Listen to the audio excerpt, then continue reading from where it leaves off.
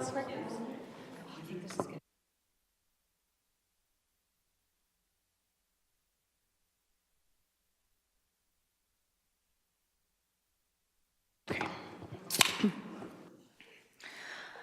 evening. I would like to call this meeting to order. Ms. Richards, may I have roll call, please? Yes. President Wade, let the record show that all 5 board members are present this evening. Please join me in a moment of silence followed by the Pledge of Allegiance.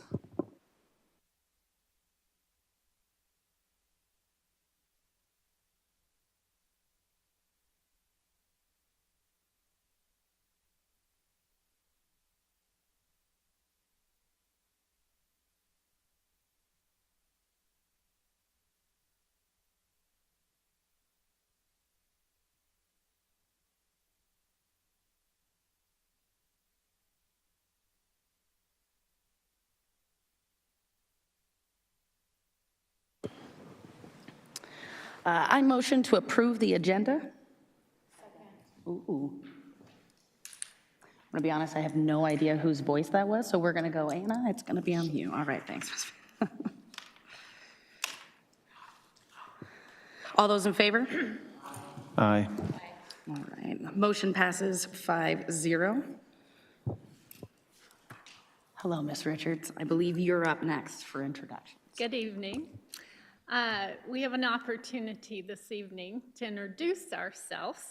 I want you to tell us why you're serving on the governing board, and if you're not a governing board member and you're on cabinet, you need to tell us why you're with the school district, and then everybody gets to have one fun, unusual fact.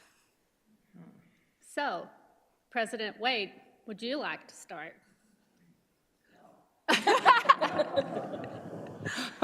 Mr. Moore will start then. Sure, I mean, I can in that it doesn't matter if I go first or last. Go ahead, Mr. Moore. All right. My name's Tyler Moore. I'm the Chief Financial Officer for Higley Unified. This is my 4th year with the district. One fun fact for me, obviously I don't serve on the governing board, so. You want to tell us why you were working for a school district, this one? Okay, yeah. Well, I work for Higley because it's the best school district in the state. I've worked for 4 different districts, Creighton Elementary, Madison Elementary, Scottsdale Unified, and Higley by far has one of the best cultures in my experience, short-lived experience. I'm not very old, but my short-lived experience is one of the best cultures of any district I've worked with, so that's one of the reasons why I enjoy working with Higley. A fun fact, this is going to be a boring one, but I ran a marathon in Switzerland up the Alps. Yeah, that was fun. How about how many miles you ran last year? How many miles I ran last year? I think 750 miles, so. Yeah. I like running. It's my. Forrest, run, Tyler, run. Good evening. My name is David Lotzenizer. I'm the Executive Director of Secondary Education. This is my 5th year. Why I have enjoyed working in Higley is the people and the culture. I think we're a relationship-based business, and the relationships that we've been able to build within our cabinet is very, very strong and collaborative, and I think that allows us to be prepared to make hard decisions to lead our district. And a fun fact that many of you don't know, but when I was in college, I was a professional rapper. Like what? I would like to talk to you more about this at the end of the meeting. That'd be great, thanks. To be fair, it was not musically rapping, but I worked at Dillard's in the gift shop, and I gift wrapped professionally, and I got paid to gift wrap, and I want you to know I was very good at it. And I learned how with double-sided tape I could hide seams and do bows and ribbons. But when you say it out loud, everyone assumed that I was like the next Eminem, and we know that was not true. I still have follow-up questions, Okay. and so thank you. Good evening. My name is Jeff Armstrong, and I'm the Executive Director of elementary education here in the district. I actually came back to Higley because I student taught in Higley. And as Tyler and David have said, that the culture that we have in our district is far above many others experiencing that. One fun fact, I did not run 700 miles last year. However, I was a part of an organization that we did a ride from Scottsdale, Arizona out to San Diego over 4 days raising money for wounded warriors. So I was a part of that organization. So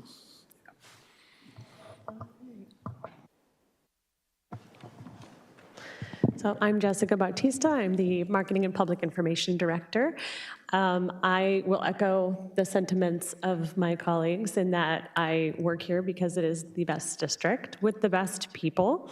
I live here. My kids go to Higley schools, and so we're very invested in this community. I also love working in public service. So I came from originally journalism, and then I worked for the town of Gilbert and at the municipality and then school districts. So enjoy serving the public in whatever I do. And a fun fact about me is that I am a certified scuba diver. So I used to live in Florida.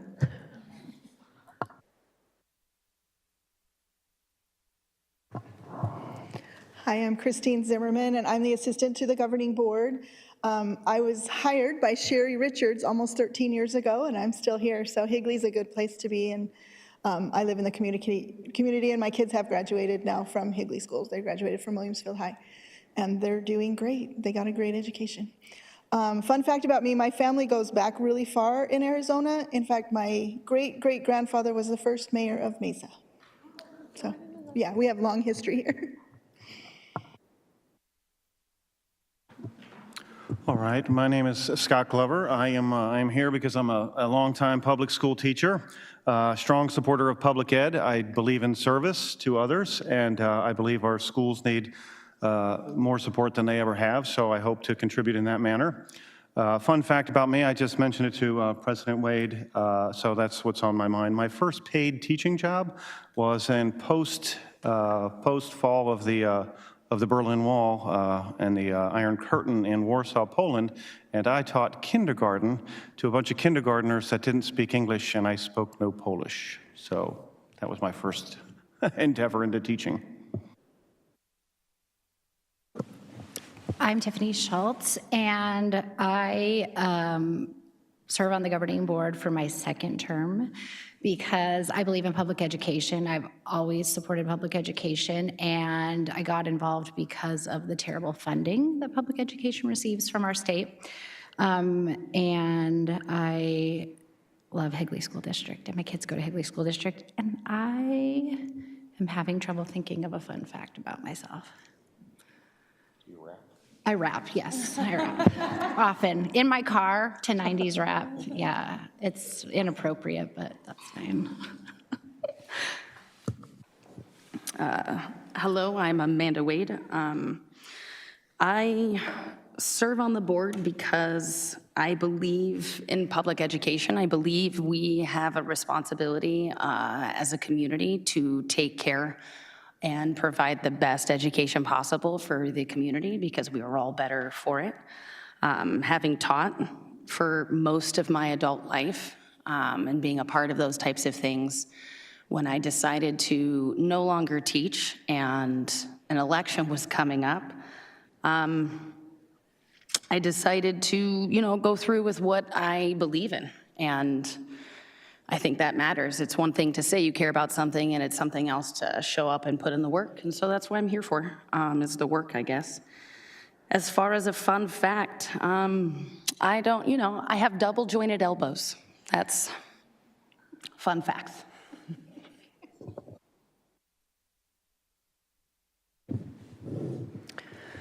Anna Van Hook. I decided to run for school board because my kids have been in this district for a very long time, and I wanted to ensure that we are as transparent as possible with our community members. and that we provide the best education possible, and to ensure, our student achievement is top-notch, and we provide the best education. And a fun fact, I used to be able to do 1,000 push-ups and sit-ups at one time and bench 250 pounds. But that was a long time ago. That's all. Hello, I'm Sarah Jarman. I have been in the district for about 10 years. I love this area. I love this community. I've been helping out in my church and the community members and scouting and church organizations, etc. I'm a mother of 5. I'm a holistic practitioner, which really drives this last decade, which really drives my passion. I'm very passionate about empowering moms and families and put forth their best efforts in protecting the vulnerability and innocence of children.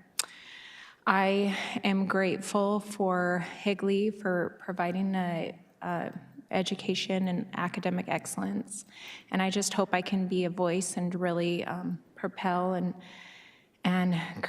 help and ensure that Higley is the best district it can be and the best choice for those who have the option to go here. I love the feel of this district, so I'm so excited to start this out. I just barely started. I'm a newbie, I would call myself, or a noob is what my son would call me.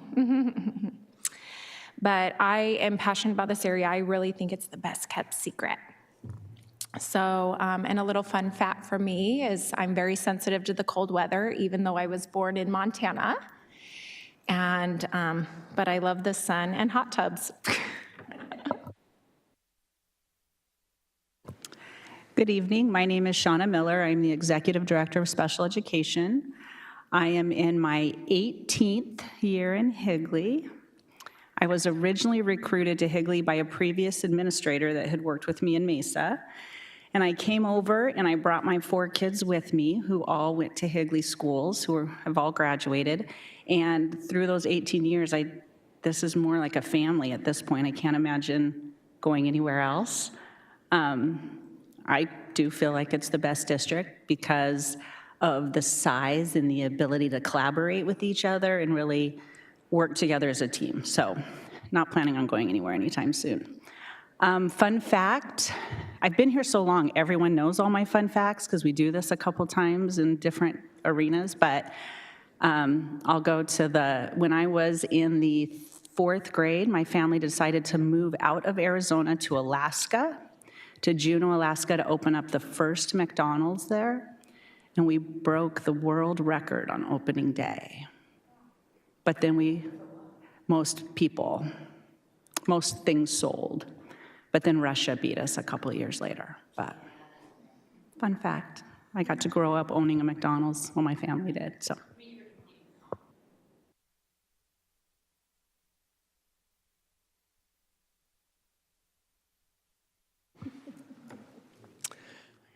Good evening. My name is James Walker. I'm the Director of Human Resources and Student Services.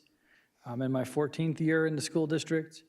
I'm here because I appreciate what the school district has to offer. I'm a Higley dad before anything else. So I've got 2 sons that are in 1st grade and 3rd grade in the school district. So I stay because I think this is a great district and it has good opportunity, and I want to support through my line of work, both kids and professionals and the community, and so I kind of have the good fortune to work with everybody in the school district. So I really appreciate that opportunity.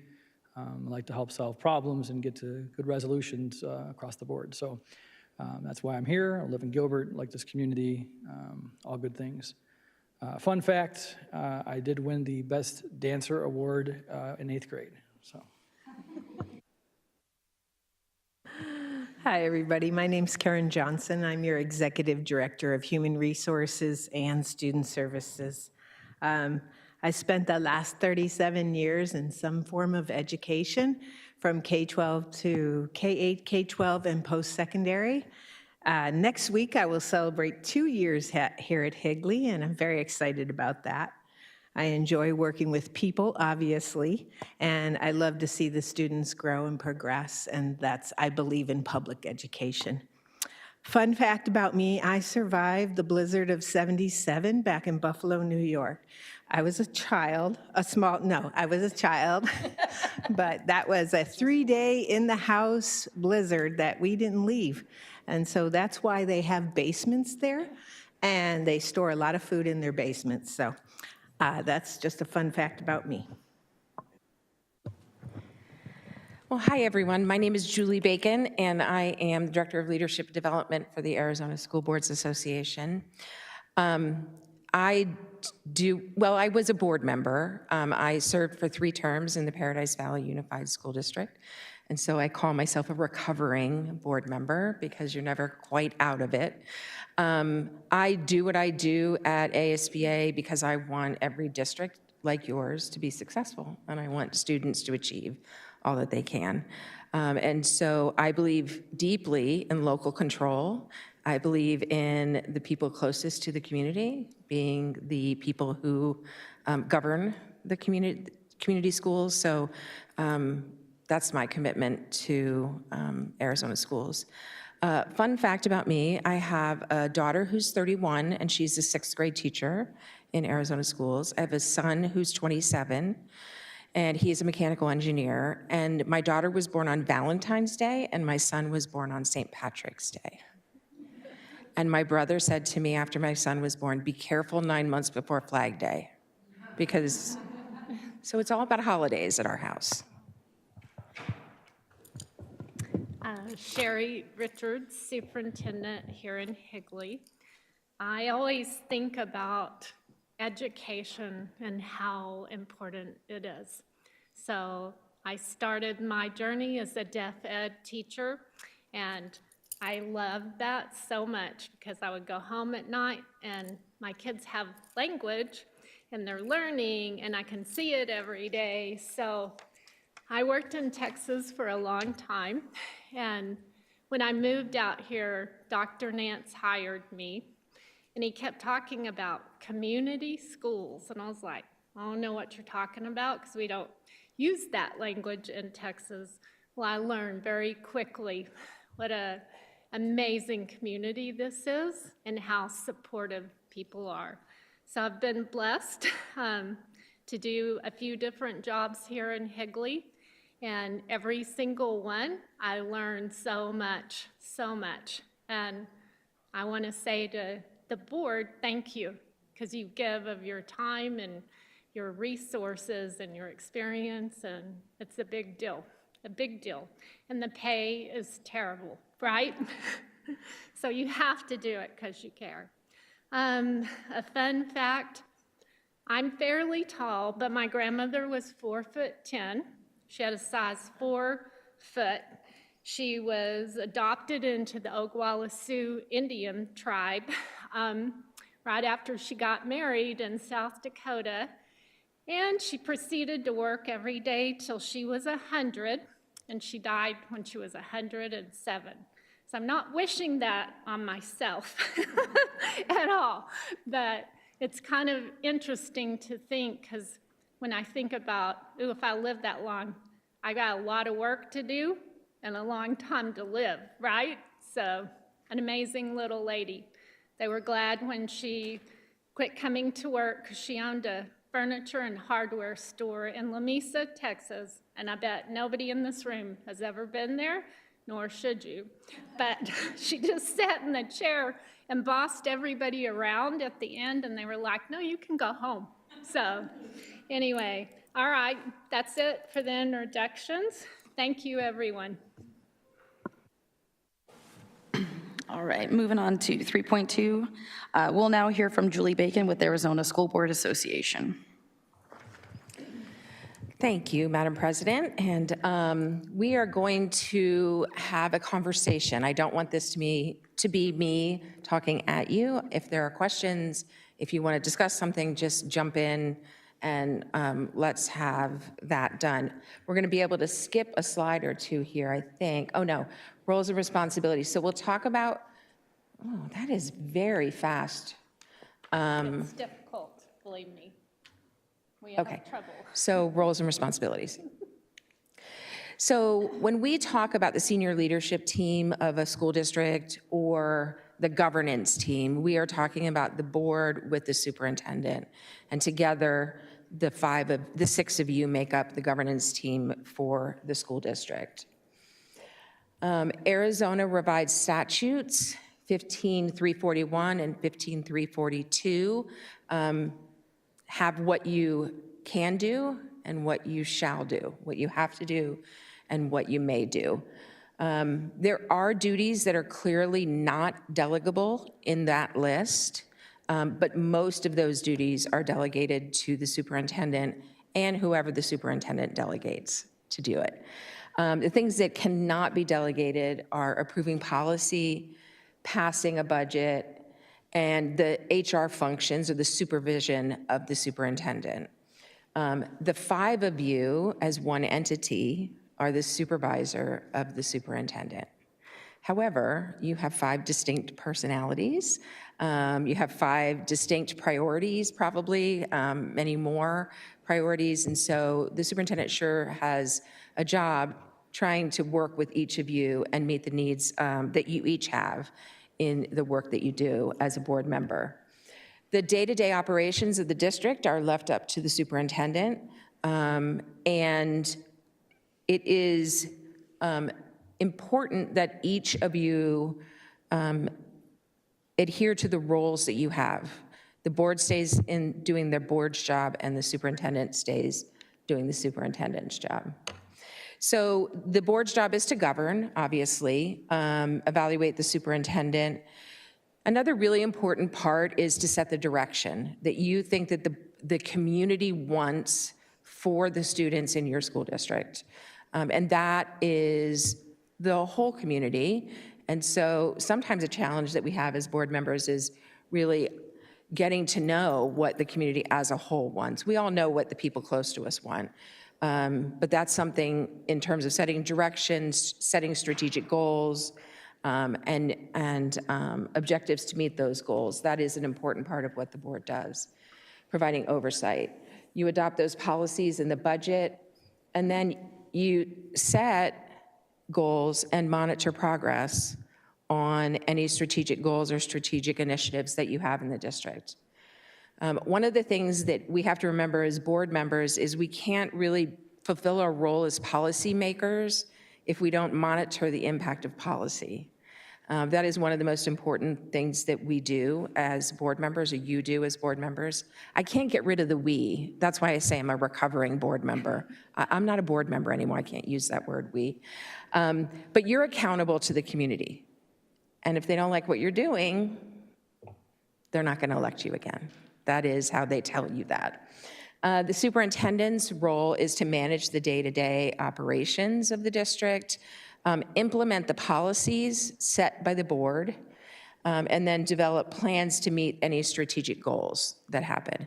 And the superintendent is accountable to the board.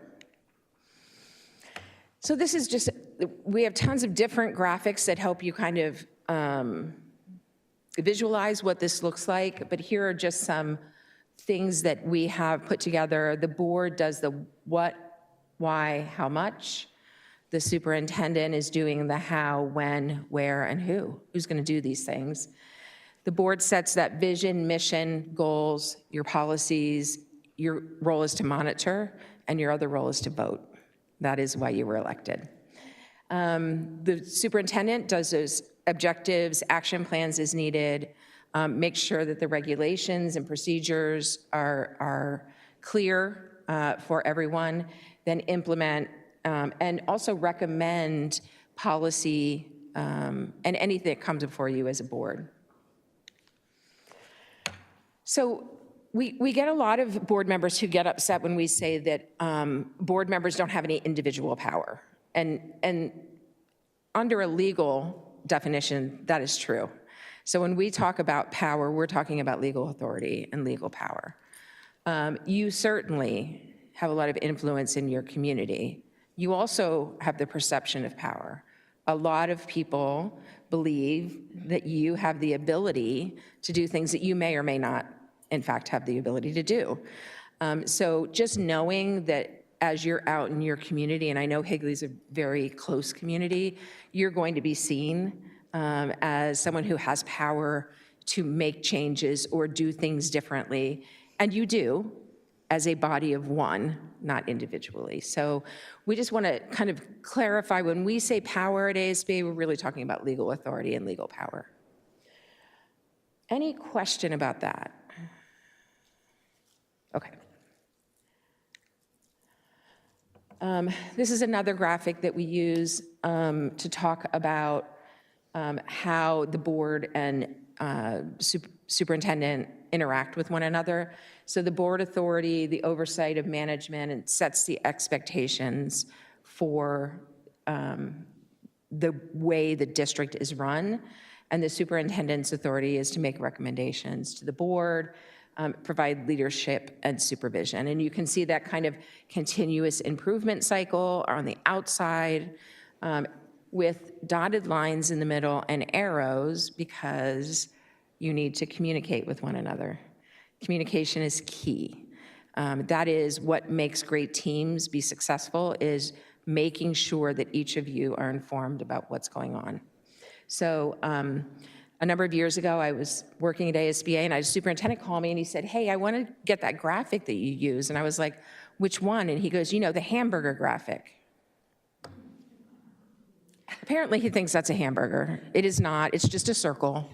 But I don't know if he was hungry or what, but so we always call it in the office the hamburger graphic. Do you have the hamburger graphic? We're gonna talk a little bit about open meeting law, but I want to preface this with I am not an attorney. So I've taken a very kind of basic overview of what open meeting law is and what it means to all of you, and would be happy to answer questions if I know the answers. So the purpose of open meeting law is to favor transparency. It is, they call them sunshine laws for a reason. They want there to be bright lights on entities that are responsible for public funds and public decision-making. Anything that doesn't pass the sniff test, or if there's indifference about open meeting law, really will bring scrutiny and suspicion from your community members and voters and your staff, everybody. So the law is intended to protect the public's interests, not the interest of the board or the district. So it is to make sure that decisions are made in open forum and there are no kind of backroom deals being made. So in the boardroom, again, the power authority of school boards happen when there's a quorum, members at a publicly noticed meeting that has an agenda. And the agenda needs to be released 24 hours before the meeting so that your public has an opportunity to see what you're going to be talking about.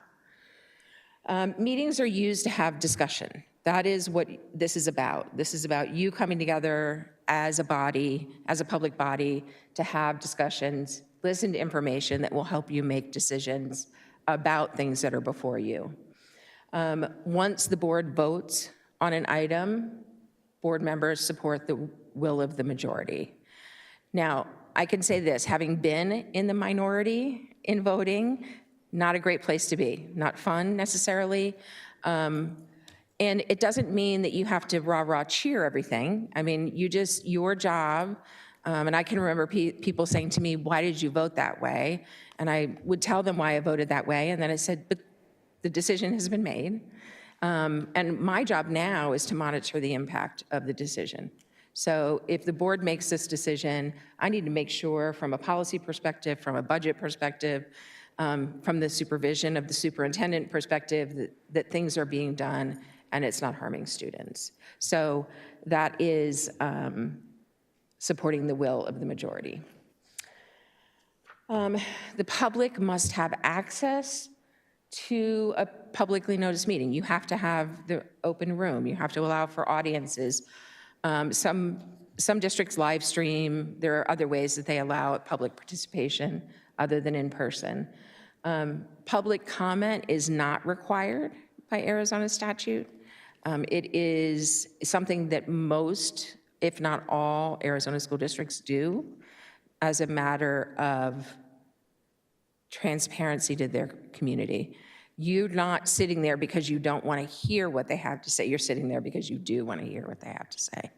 And so there can be place, time restrictions, time limit restrictions on public comment. So you can say you have this amount of time to speak, and you can say you have to be in person to do that, or you can be in person, or you can submit something electronically. So whatever it is that your board does just has to be done routinely and consistently so that everyone who comes to your meetings understands what it's going to look like. If a board member is attacked in public comment, which happens, they may legally respond to that attack at the conclusion of public comment. So if you have 10 people who want to comment and number 1 attacks you personally, you need to wait until number 10 is done before you respond to that attack. I would caution you to be careful about the responses that you do. I think often it is just kind of continuing a conversation that maybe isn't true. So how do you want to look at that? That's clearly, it's up to you how you want to do that, but I would just consider carefully what that looks like for you. The board can't respond to items that are not on the agenda, other than to ask the superintendent to follow up or have the topic or item be placed on a future agenda. And that is if the community member is speaking as something not on the agenda. Do you allow people to speak on agenda items?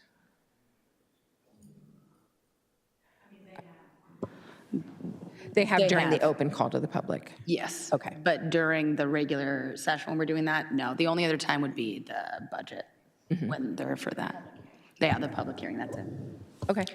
I believe the district used to do that, and then they stopped.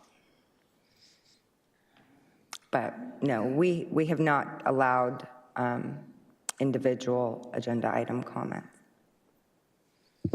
And you can do whatever you want, obviously, because there's no requirement that you do it. The way that you execute your public comments is at the discretion of the board.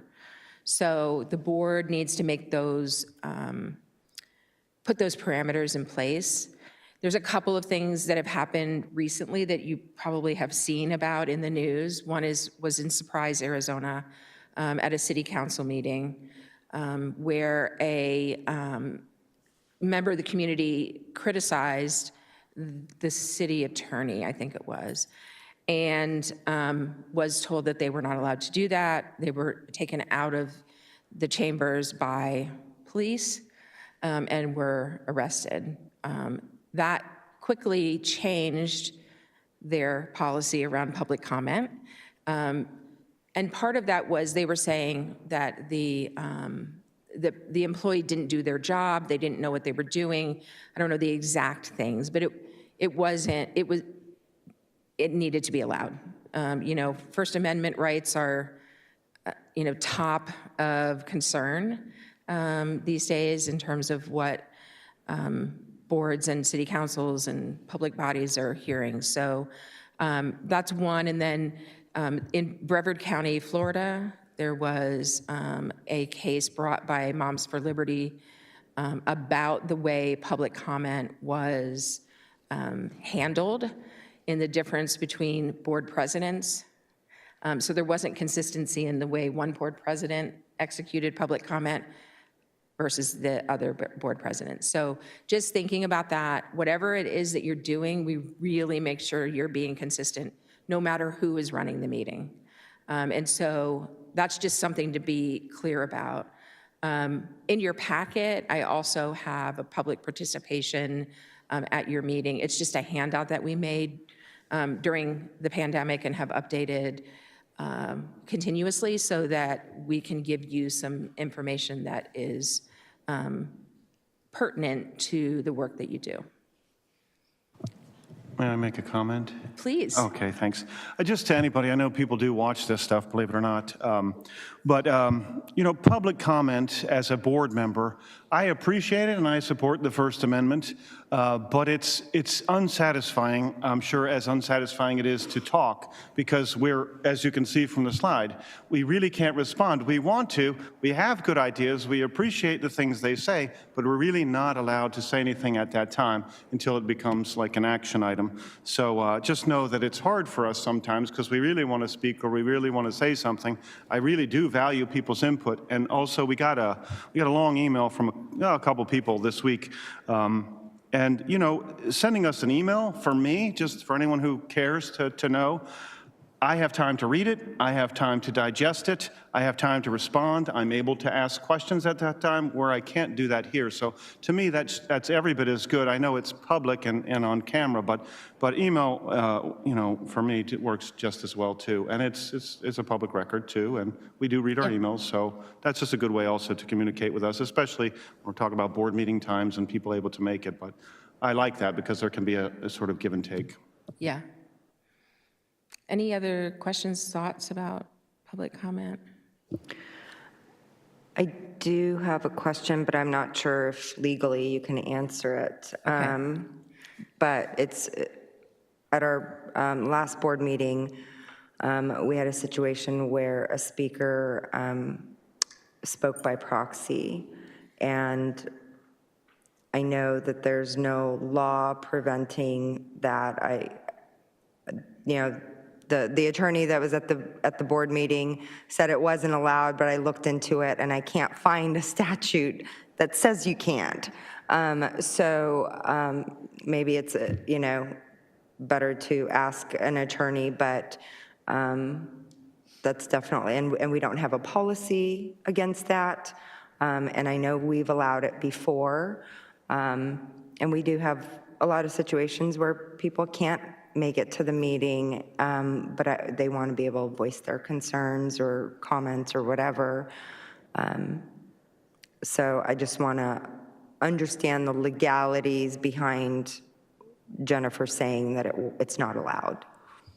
So Board Member Van Hook, we've been in the process of following up, and it's my understanding it's a practice that if you guys choose this, we do this, if you guys choose that. And so Ms. Bacon should know that, like during COVID, we were allowing people to read other people's statements or even email them in.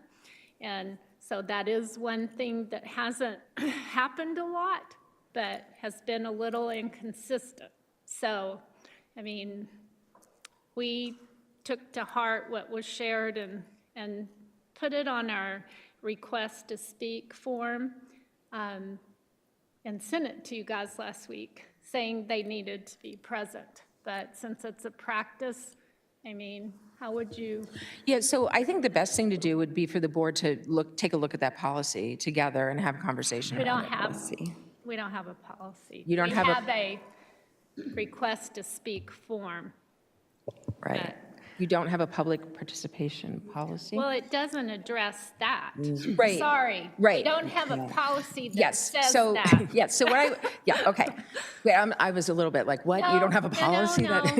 It just doesn't say. Right. that you have to It's be silent on present. that. Yes. Right. Okay. So what I would do is maybe look at some other school districts. There are some districts that have policies that are a little bit more specific about that.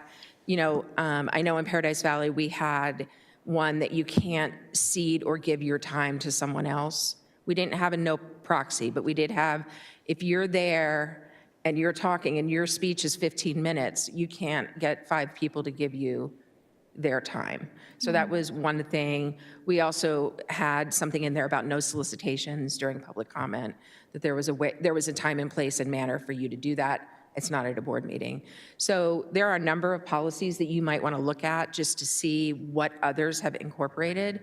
Some of them have also done, we're only going to do 30 minutes of public comment, or we're only going to do an hour of public comment, and the board president will allocate the time per person at the time of the meeting. We do have that. Yeah. So I think there are things that you can put in there, and the board should have a conversation about what the board's will is in terms of what that policy looks like, and kind of digging into some of the Specifics other related to this. things. Right.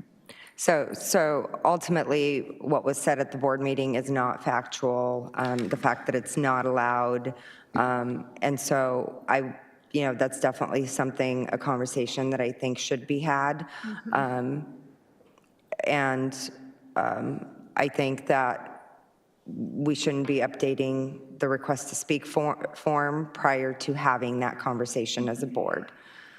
So if we can further have that One discussion. thing I would like to point out, though, because in the 2 years we've been here, we've had somebody else read by proxy, and we've also stopped somebody from doing it. So I think it isn't, we literally have. So there's been a situation in which somebody else came up and we told them we couldn't because the person wasn't here, much in the same way that we had another parent who the other person couldn't make here, and then we've moved on from them before. So like, I do think there's benefit to us going through and having a conversation, considering that we can move forward from whatever that is.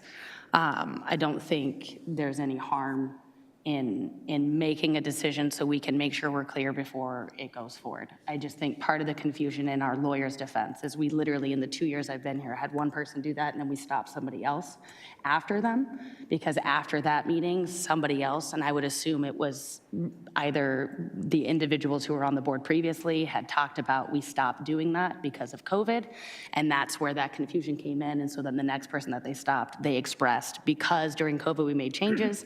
And again, I think we be human, humans err, and so I don't think there's any wrong in being specific going forward. So I'm going to, President Wade, ask a question. Would you like Cabinet to look at different board policies that specifically address that and bring you our thoughts, or how do you want this handled? I mean, I don't want to make a decision for all. I don't think there's any harm in presenting. You gave us what the updated thing looks like based off of the confusion from the COVID time to this time and what it should be, that things were not clear. That's fine. We have that to go off of. I don't think there's necessarily any harm in looking at other districts for some of that, because there might be some things that we have yet to think about that we might want to just preemptively be like, that's actually a good thing, let's add that. So if we are doing this, then I think it would be beneficial at least to see the other options that are available. I don't know how that would work for us, because part of the joys of this process is that it's not really a work session, in that we can't have some of these conversations to be like, I like this part and this part, until we're all in a room together. So I don't know, to give us the information and then when we come back. But then, like, I'm just meaning like when we choose, right? Because if we're all voting for different parts or whatever, does that make sense? So like, I don't want to be like, you like option A, you like sample C, but you're a big fan of sample B over there kind of deal. That seems confusing. Does that make sense?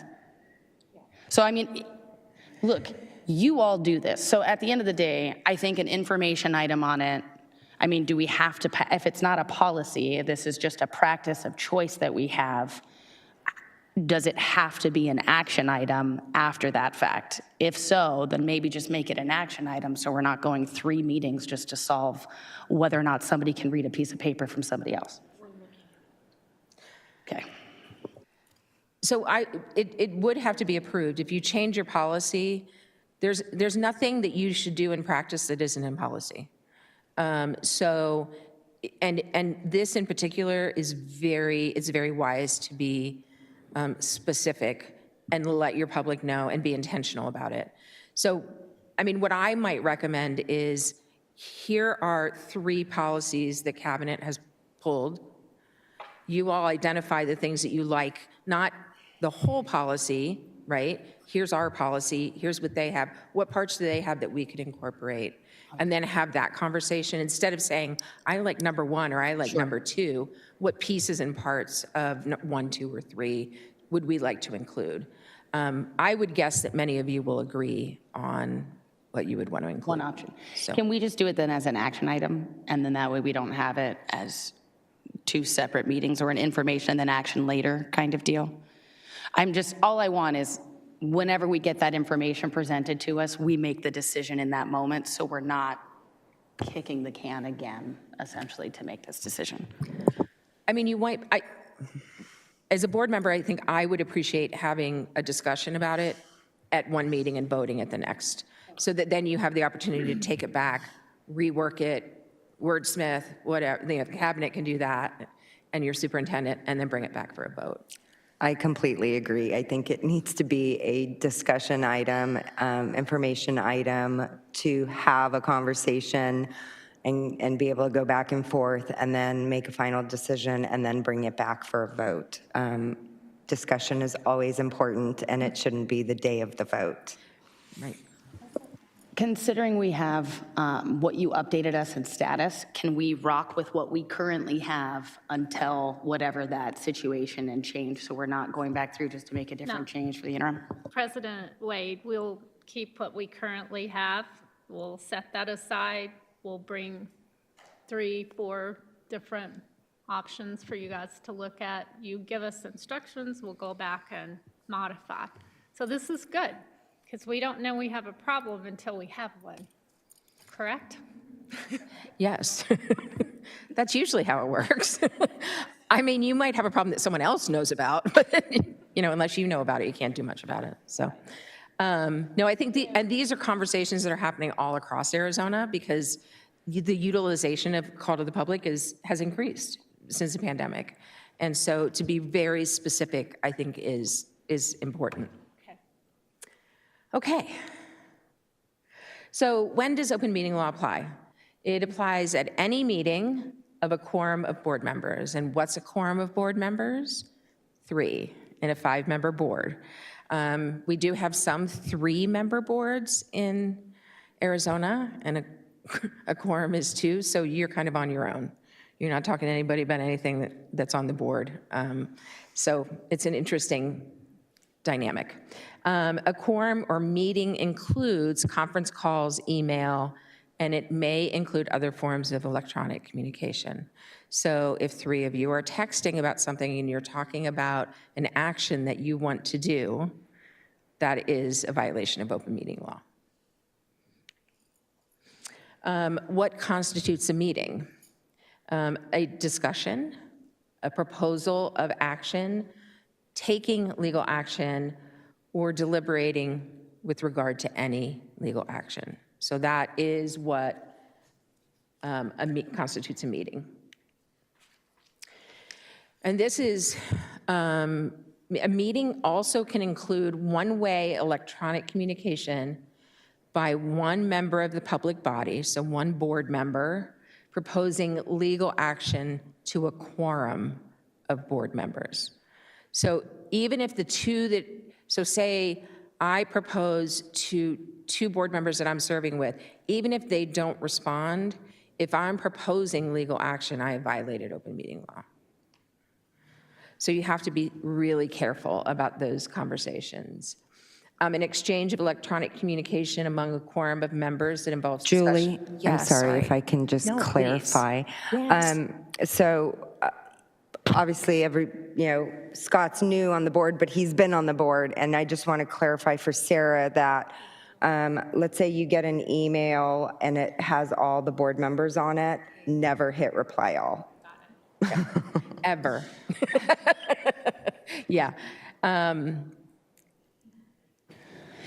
I have, in fact, once replied all, and then I replied all again and said, that was not intended to go to all of you, please disregard.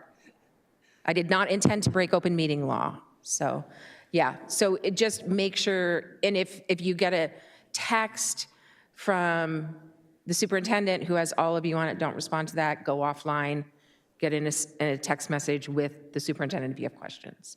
So just being careful, really careful about that.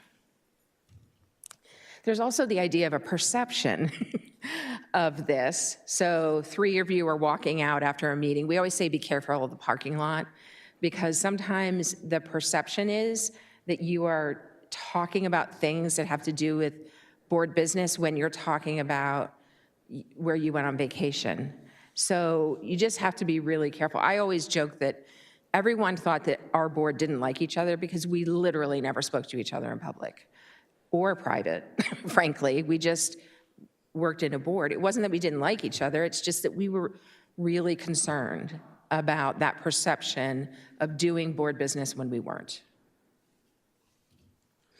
Okay, so discussion, deliberation of legal action concerning a matter that is likely to come before the board, and then also a series of one-on-one discussions intended to lead to an agreement among a quorum of members. And this is something that staff has to be careful about. Board members have been known to direct staff to share their feelings with more than one other board member. Can't do that. That is a violation of open meeting law. So not only has the board violated open meeting law, but staff has violated open meeting law. So just be really careful about that. Okay, we're going to talk a little bit about effective meetings, but can we take just a time out? Just any questions, any thoughts, anything you want to share? Yeah, with permission, I have just a comment, I guess, just to sum up what we've all said, but very, I'm a teacher, so I like things, dumbed down a little bit. So we, just so the public knows, I can talk to one board member about, anything that I want. It's things that are likely to be voted upon or will be voted upon that we can't talk to a second person, which would be three, which would be a quorum. So there's a lot of people, especially in this community, that talk about transparency, and I get that and I understand that. Everything we do, pretty much, that you see happens in public. So I remember there were times on my previous term when I was kind of surprised by something because no one gave me a heads up and I didn't know it was an issue because we don't talk to each other deliberately. And so sometimes you're watching, and I'm not always very good at it, you're watching us think in real time.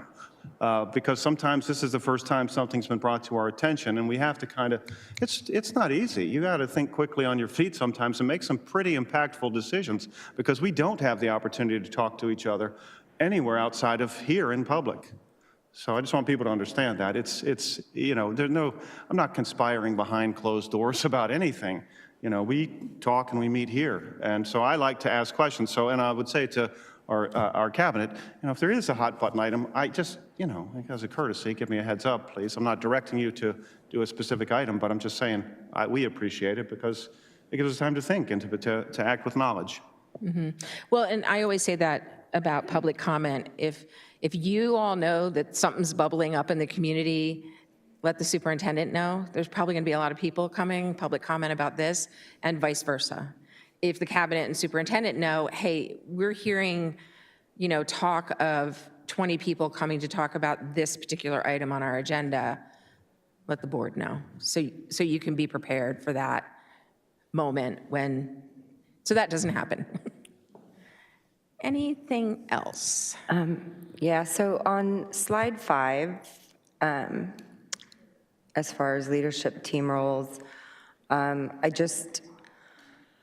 the part for the board, and at the bottom where it says accountable to the community, I think oftentimes there's a perception, not just in our district, but in general, and I can't figure out where it's coming from, but the accountability to the community, I think a lot of board members forget that that's who we are accountable to. And the decisions that we make is for the community and for the taxpayers. And oftentimes we see, votes being made with not necessarily the community in mind. And so I think it's a good reminder to board members to know that that is who we are accountable to. And we just need to remember that to our students, to the parents, and community members who voted us in this seat to be their voice. Yeah, I would say obviously you're indebted to your voters. They put you here. You have many clients though, and they're usually they are the students in your school. So it is a very difficult line to walk, you know, how do we manage this? But what your job is to understand what the community wants.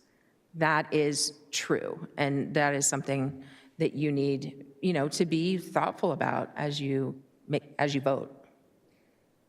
Thank you for pointing that out. And then, sorry, I'm just going through my notes as we go through the slides. And then on page 10. Yes. Backroom decisions being made, you discussed and mentioned. And sometimes during board meetings, I'll hear things and it's like, well, why wasn't the rest of the board notified about this? And, you know, somebody will say, for instance, like we recently discussed board meeting time change, and somebody said, well, staff members have been coming to me and asking for, you know, for us to change the time. Well, doesn't that then have the impact of possibly violation of open meeting laws when there's cabinet members potentially talking to board members about something that we might vote on? Well, if it's just this is what we've been hearing, that's really just an informational item. If it was, we want to move the meetings to this time, I think that you have to be careful about that. And I know you're going to go through your communication protocols, and I'm guessing that's in there is, you know, what one member gets as information, every board member should get as information. So that's just something, that's often just a management issue. How do we do this? What do we do? How do we take care of that? One of the superintendents that I worked with would, you know, say in their weekly update, I got questions from board members about these 3 things. Here are the answers that I provided. I had another superintendent who had a Google Doc, and he would weekly update that with, here are the questions I've been asked, here's the information that I provided. So that it was incumbent upon us to go look at that and find out what it was, but that information was provided by them. So that, again, that's another conversation, and I don't know if it's covered in your communication protocols, but it's something to have discussion around. Ms. Bacon, oh, go ahead. Sorry. No. I was going to say, to be clear, we do that. Yes. We do. I think, at least the way I took what Ms. Van Hook is describing is no different than people in the community tell me kind of situation, in that I agree with you in a formal process, or if staff's doing that type of thing, obviously, especially talking to multiple board members about it or whatever. But I also go, we have a lot of staff who also live in this community or have kids who go to school in this community, those types of things. And so I think, especially if you've been a part of schools or you've been a part of this district for a while, those types of things, at least the way I took that is no different than when we say things like people in the community, because you express that you have people in the community talk to you. I have people in the community that talk to me. I guarantee they're not the same people. We don't even live in the same community. We're all in Higley, yes, but we're nowhere near, none of us live in the same neighborhoods. None of our kids go to the same elementary schools kind of deal as far as zoning. So we do have a weekly, whatever question one of us gets sent out to us in a status report. Sometimes the questions are a little bit more immediate, so then we'll get an email that said a board member reached out with this question, those types of things. That is definitely part of our protocols. Yeah, and I think if you as an individual board member have been hearing something specific, you can say to the superintendent, hey, I've been hearing a lot about this, why don't you let the rest of the board know? That way everybody has that information, and they can go into a meeting knowing what's coming up. And then again, on that same slide, the law concerns itself with protecting the public's interest, not the interest of board members or district employees. And then as far as once the board votes on an item, board members support the will of the majority. I do disagree with this, and I've disagreed every year. I think that we as individual board members have a right to our opinion about the vote, and we don't necessarily all have to be kumbaya on a specific topic that was voted on and that we don't necessarily agree on. And I think that we individually have a right to say, yeah, it is the majority vote. I don't necessarily agree, but, it is what it is. And so I just don't agree with this, let's all, it passed, this is it, and we all have to be kumbaya about it. Yeah, no, I would not want to implicate that you should be. Like I said, I've been in the minority before. It's my job to say I didn't support it, but that's what's going to happen, and I'm going to monitor the impact of it. It's not like let it go, and never talk about it again. That's not, and if you're monitoring the impact and you think it's harmful, then you bring it back and you ask for it to be talked about again. So I don't want to ever say that board members should give up their individual opinions or thoughts. That is not at all the implication. But just like we do in the country that we live in, once our elected people make decisions, we go on, and that decision is part of the fabric of our country. It doesn't mean that I have to agree with it. It doesn't mean you have to agree with it, and we can be vocal about that. But I think what this is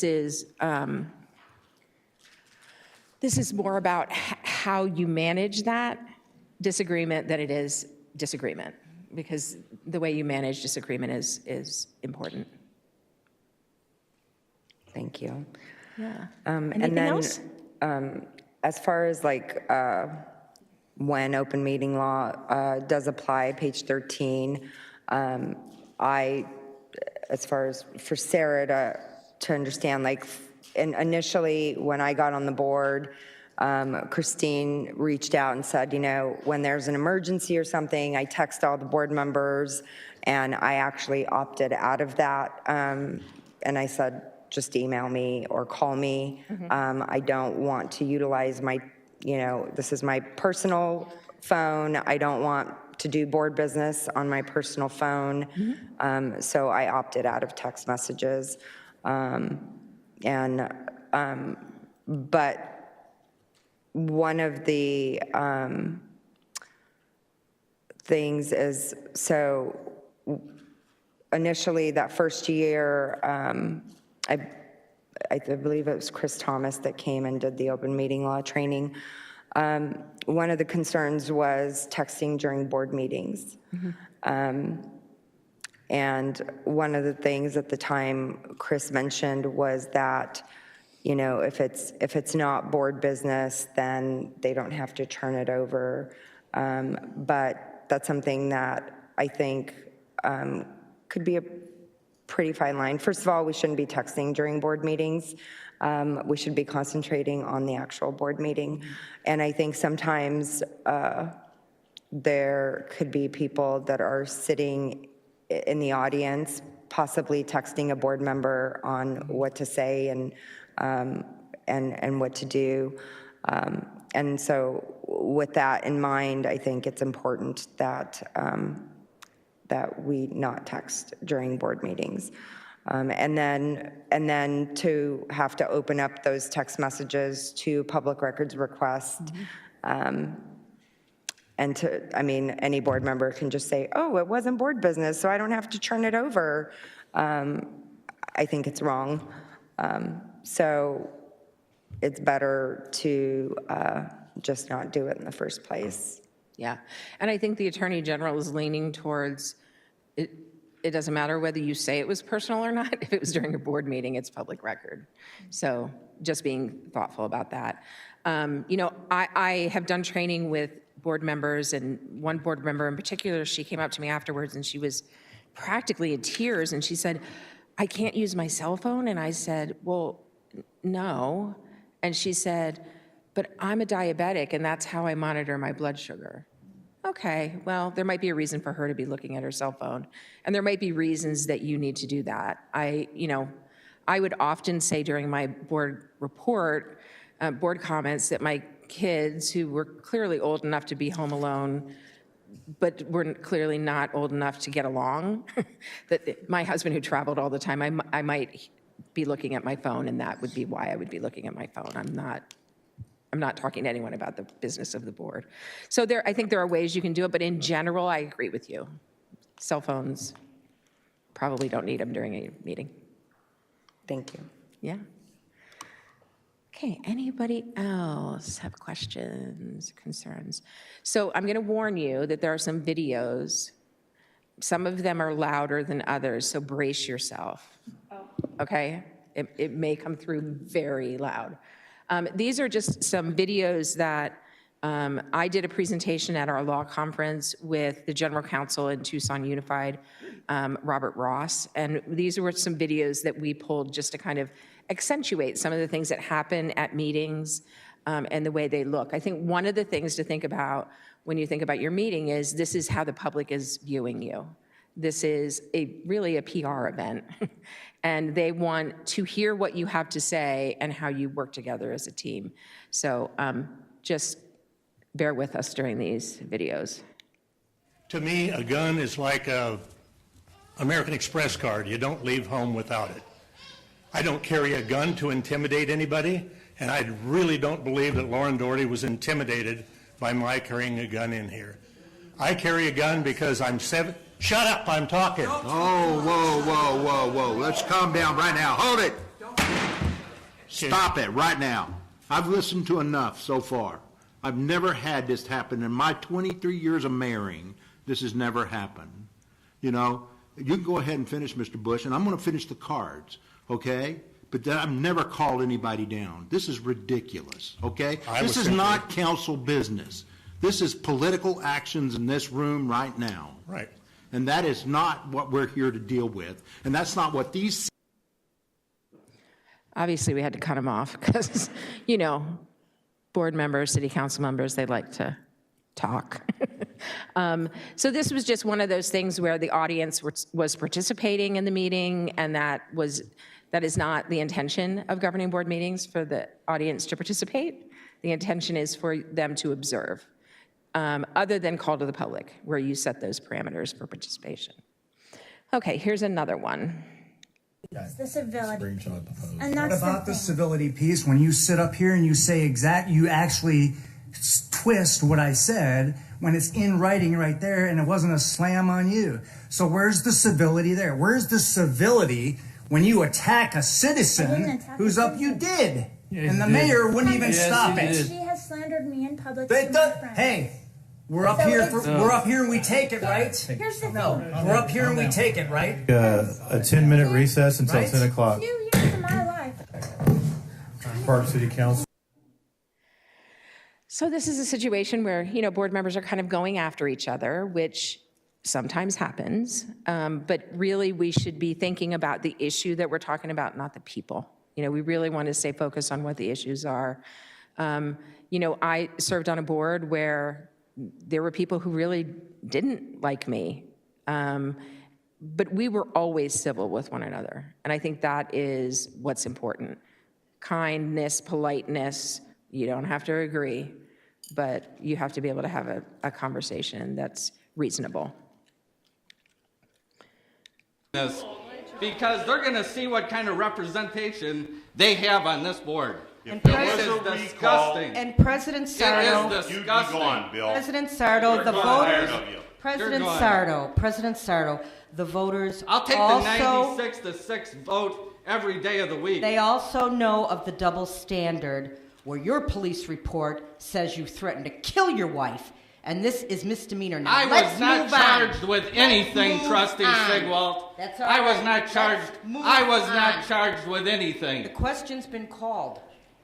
And don't you ever defame me in public. Question's been unless called. you It's want okay to be, for you to defame unless you me. want to talk to my attorney. Oh, please. It's okay for you to defame us, though. No, I'm not The defaming question you. has been called.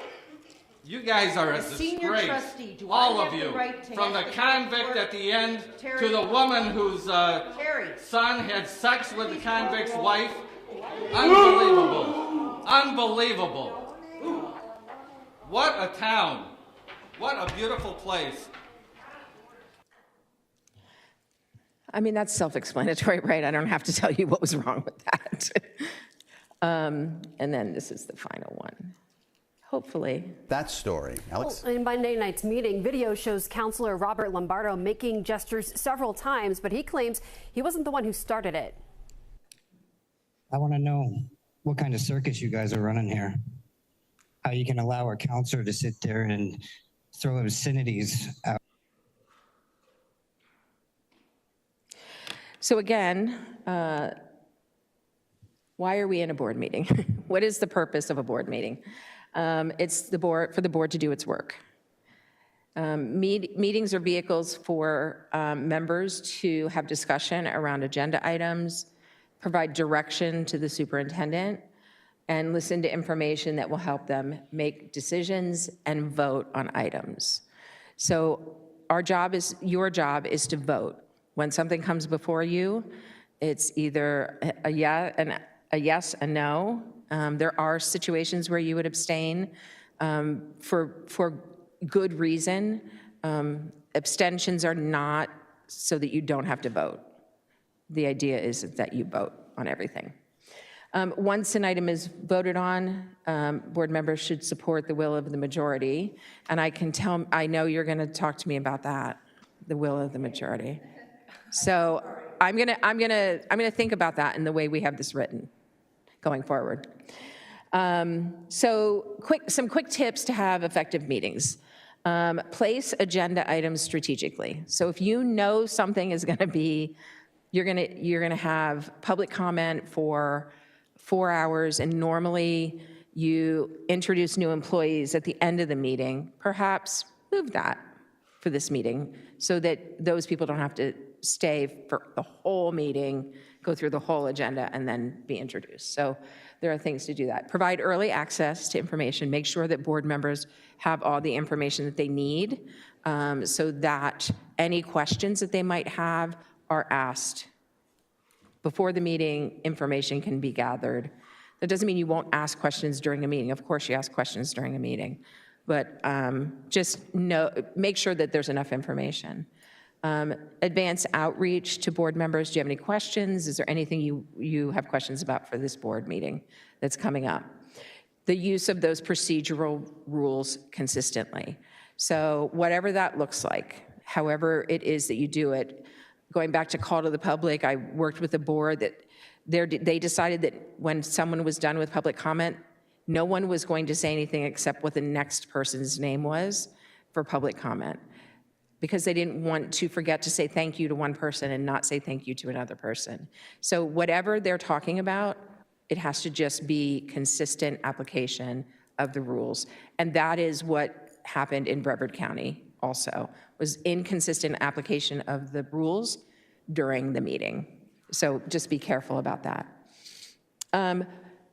Refer to one another and others with titles. Sometimes that it makes it formal, and it makes us think about what we're saying a little bit. Obviously adhere to open meeting law. All of you have that responsibility, not just the board president, but everyone. So if you as a board member think something is going off the rails, say something. And be courteous and thoughtful. Discuss issues, not people.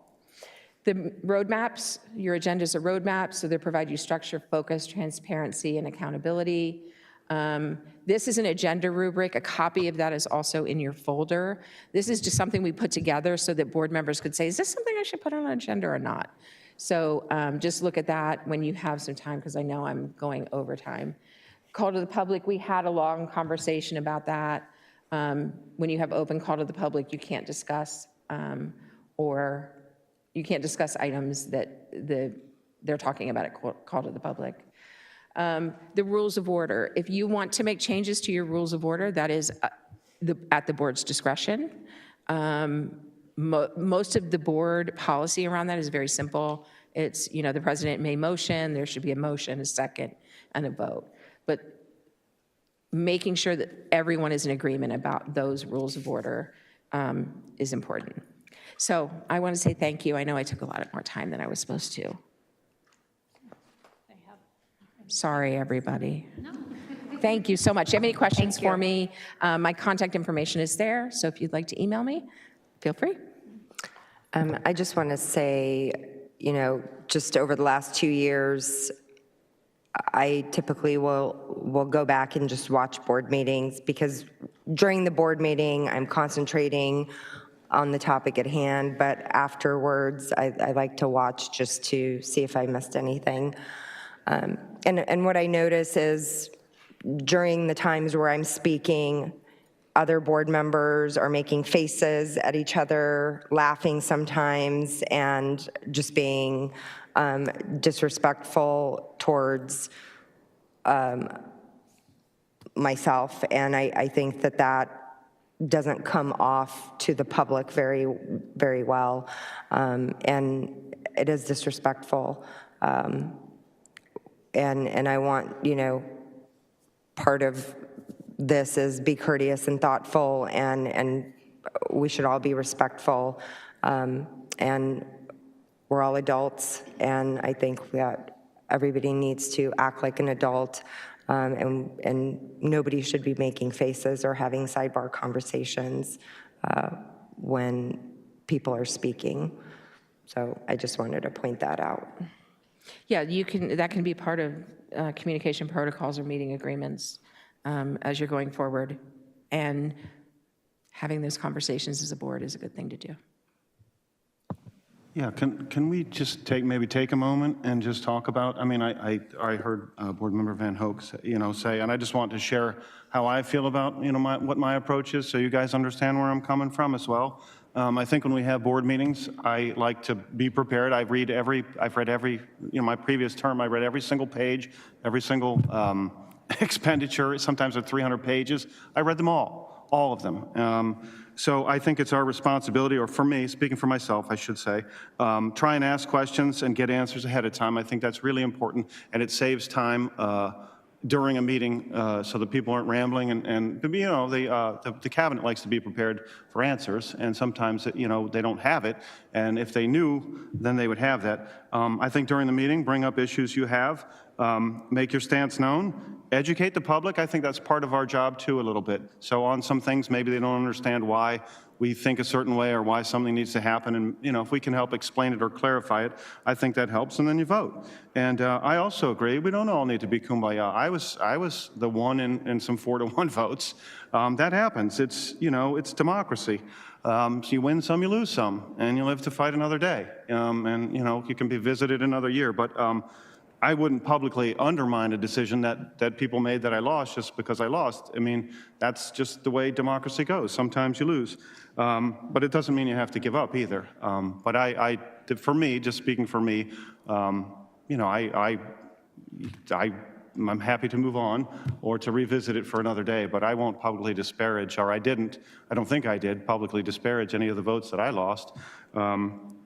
Anyway, so that's just where I'm coming from. If you guys also want to say, have any comments, because I don't know these folks. I worked with Ms. Wilson, who's in the back here, but I haven't worked with any of you. But that's just how I approach things, and I would love to. I'll learn on the job if you don't want to share it now, but if you want to share your thoughts, I would welcome them. I appreciate that, Board Member Glover. To Board Member Van Hook's point, I think some frustrations I have with that statement is there are assumptions that are made that I think are a perception that's not necessarily based in reality, in that genuinely I struggle to process auditory information only. And so the idea that a board member is clarifying something happens routinely. There are a number of times in which, for example, Ms. Reese would turn to you or you would turn to Ms. Reese for clarification. And so I think it is important to understand that at the end of the day, we all should absolutely be respectful. But I also think there are certain human elements that genuinely happen. So if things are disruptive, I absolutely agree that those things are not there. But sometimes statements get met or stated or numbers get said, et cetera.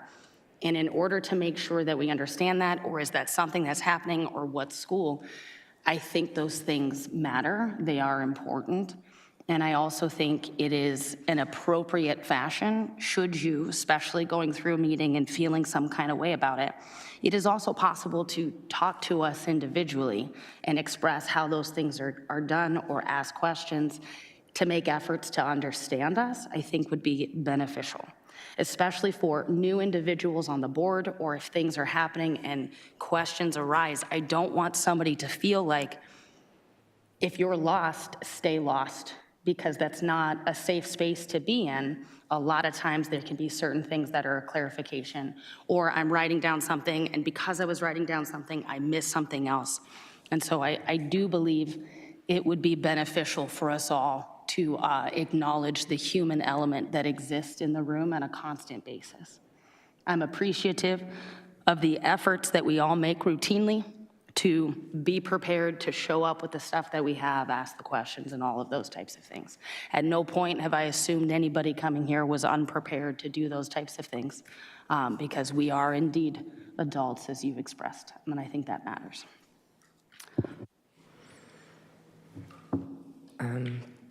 President Wade, we received an email from the attorney that states that we shouldn't be having sidebar conversations, and that anytime we speak when we are on the dais, that our mic should be on, and because of open meeting laws, that no matter what the question that is being asked while we are on the dais, that is heard by the public. So if it's something that one board member doesn't understand or doesn't hear, then we should be able to ask that question and say, hey, can you repeat what you said, or can you explain what you said, and to avoid the conversations that might seem to the public that we're not being transparent. And that was explained to us in that email that we received from the attorney.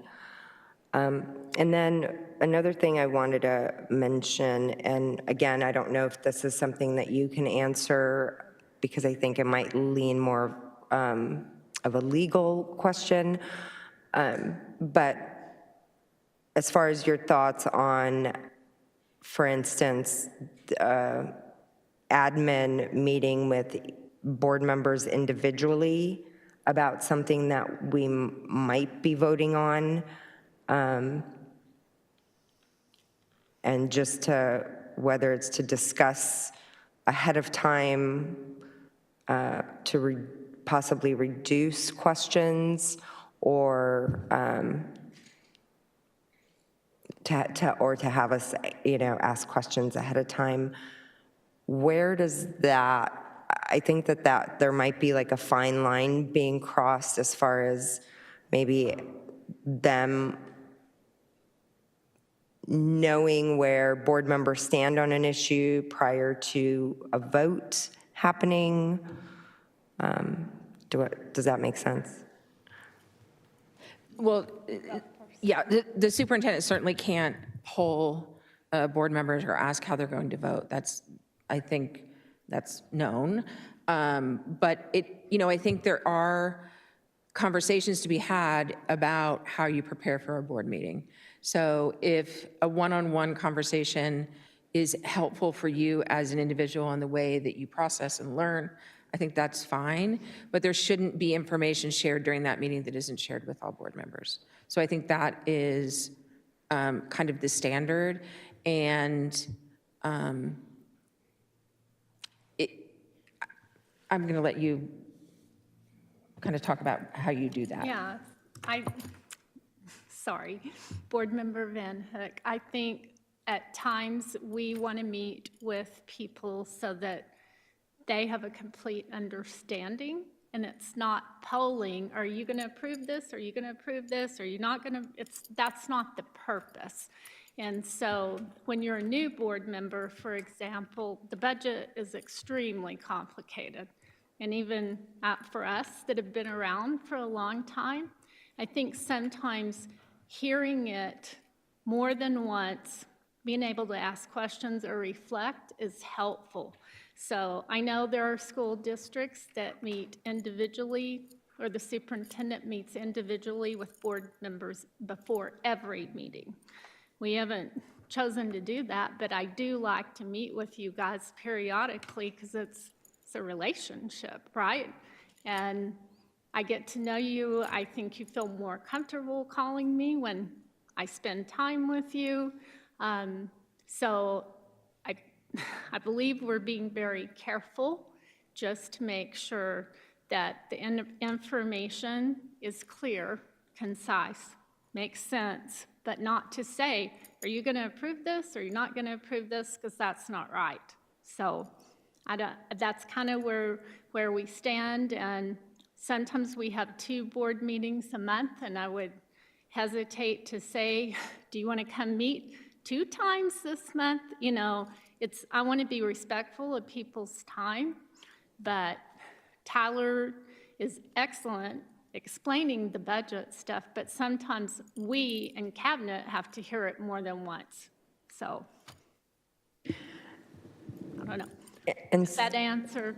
yes, and I'm not saying that we've done that. I'm just saying in general, to have, you know, if it's an item that the board, and we haven't had this situation where we've met one-on-one before we've taken a board vote, just in general, like if, you know, if there are one-on-one meetings regarding an item that's going to be coming up for a vote, and whether it's a poll taking or not, but sometimes based on the questions presented might bring up the situation on how a board member potentially feels about something or that item. And then if that information is then shared with another board member that you know, the admin meets with. So I just want to make sure that when and if those situations occur, that we're careful on how the communication happens to ensure that open meeting laws are not violated. So, Board Member Van Hook, I appreciate what you're saying, and we're very systematic in these conversations to the point of, did I already say that? You know what I mean? It's like you're teaching a class, and you've gone through it so many times, so I try to be very thoughtful, so do members of cabinet. And, you know, there are things that are complicated or involved or, you know, and because you're the voice of the community too, it's important that you have understanding of things. So believe me, we're trying to follow the laws and stay within policy every single day. But just like this proxy situation with public comment, I didn't realize that was something we needed to address, but now we do, right?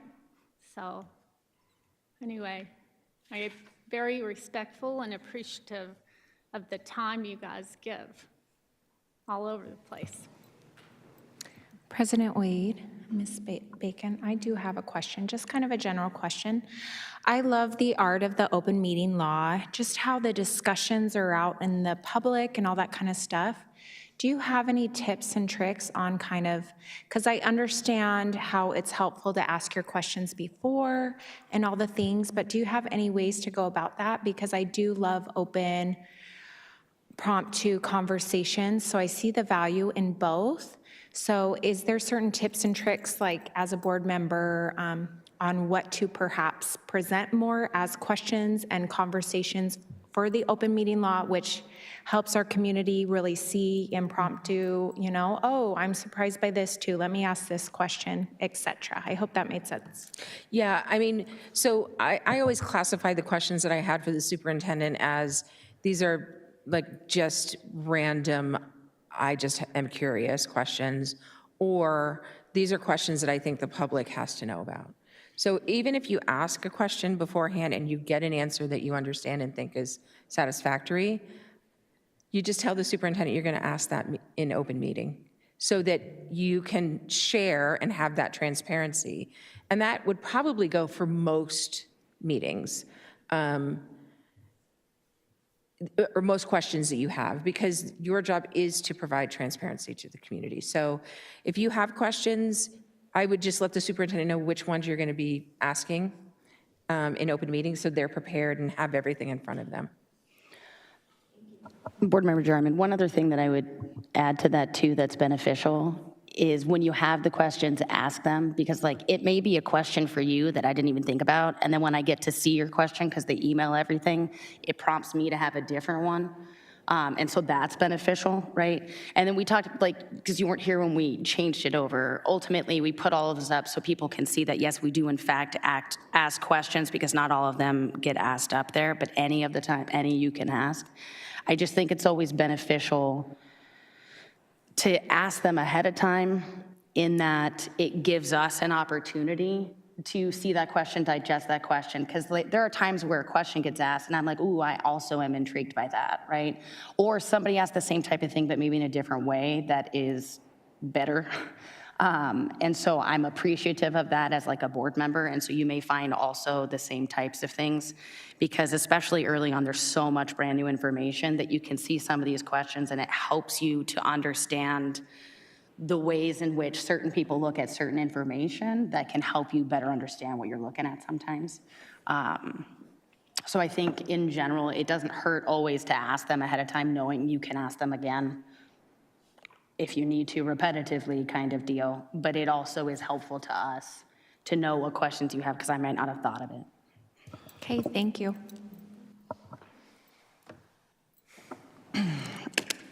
So we are on to 3.3, communications protocol. Ms. Richards will review some of the communication protocols for Higley Unified School District. President Wade, everybody has a copy of these communication protocols. And just a little history, these were developed in 2021 between the governing board, the HUSD superintendent. Superintendent Richards, I'm so sorry. I skipped a page. You did. Yeah. We're going to take a 5-minute break. You better fall in. I'm just kidding. Yes. I was going to say, Miss Zimmerman's very good at following instructions. It's on me. It was there.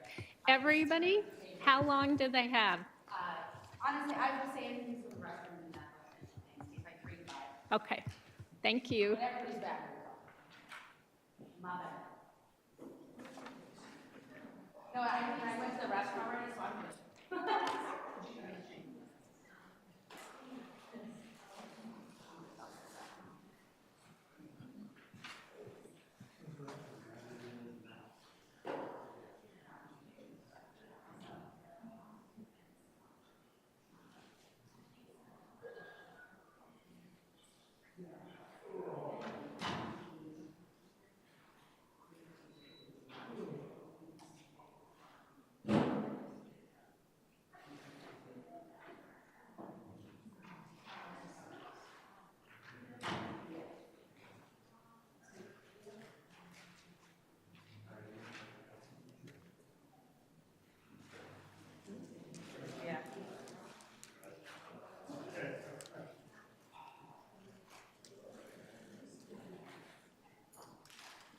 I know you're on a break, that Miss Bacon has to leave, and so wanted everybody to be able to, I'd love to clap for her, honestly.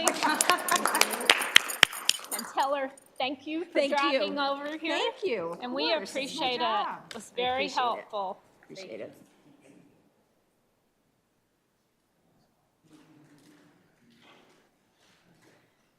Thank you. And now I know where I'm on your face.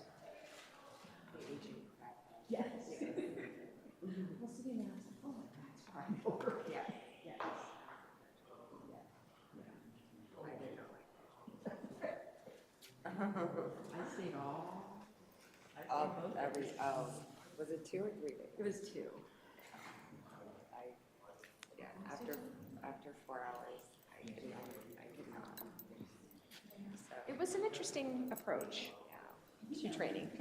yeah, I mean, I understand the concept. I didn't like his deliverance Yes. of the material. Yeah. And so, A little bit more confrontational than I'm used to. very, yeah, So. for sure.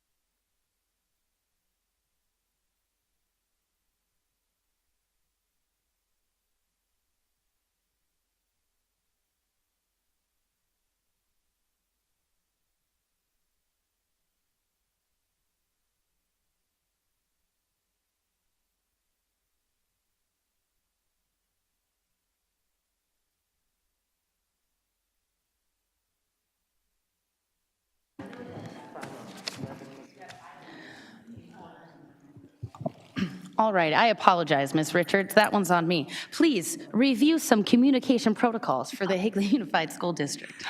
Thank you, President Wade.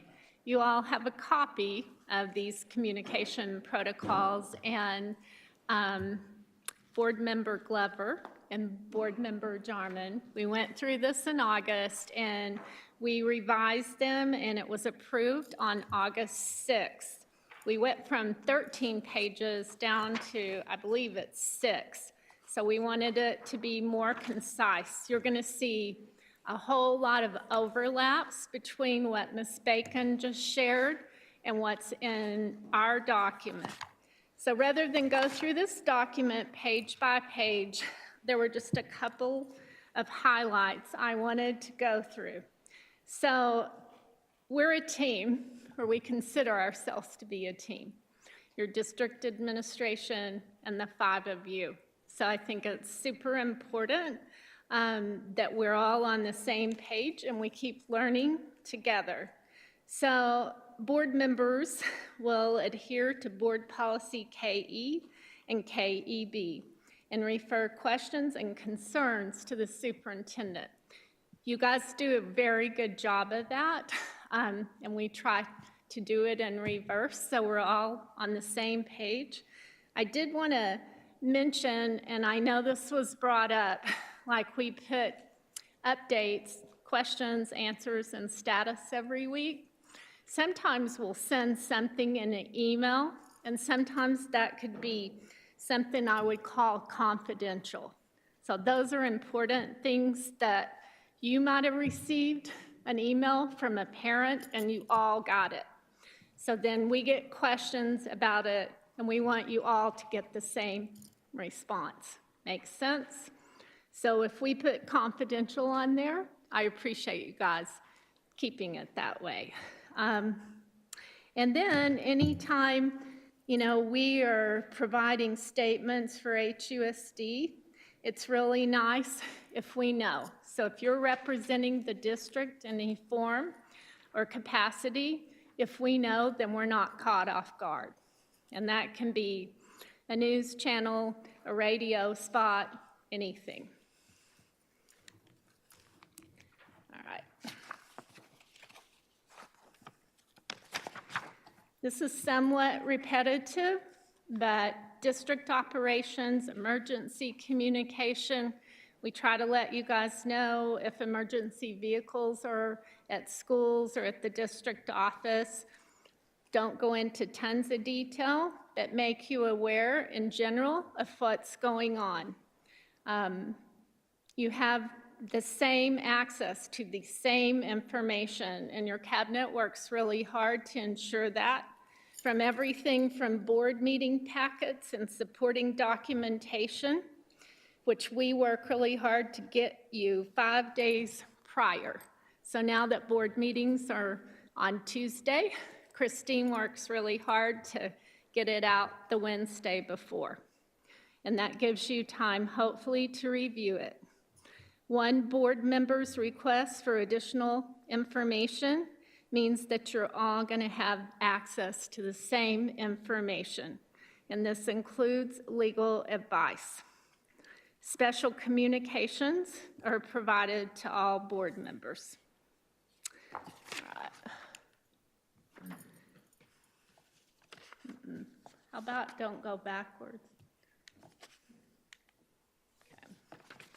So the preparation and the processes,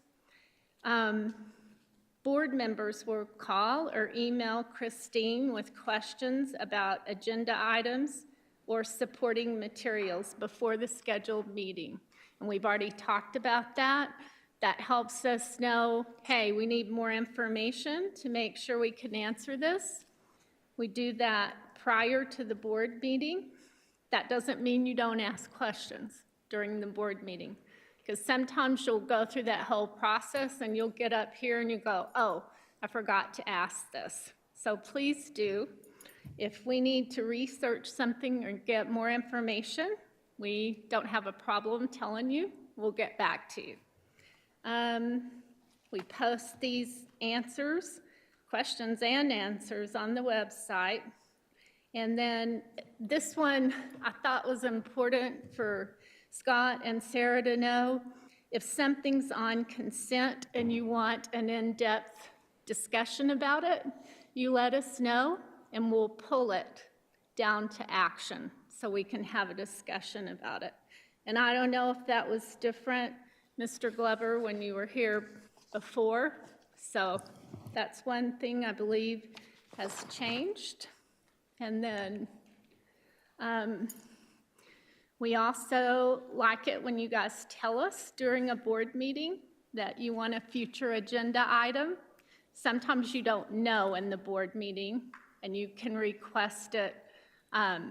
You can call and request it or email it. The one thing that I think we need to think about, if something's going to take a whole bunch of time, then we would say to you, hey, let's take this to the board and make sure this is going to take 10 hours of staff time. Does the board want us to look into it? Does that make sense? We haven't done that a lot, but I think it's important, because if we're going to give you information, we want to do it right. So Yeah. I think that kind of contradicts policy BEDBA, because we as individual board members have the right to place something on the agenda. you do. And so I think then requesting for an entire board vote for us to be able to have that discussion publicly goes against policy BDBA. I'm sorry, for clarification, Superintendent Richards, my understanding is that is when we ask a question, like, so if we want information, i.e., how many kids do we have in Kids Club right now? If the information we're requesting takes a certain number of hours, at least this is what we talked about at whatever meeting we had in the past.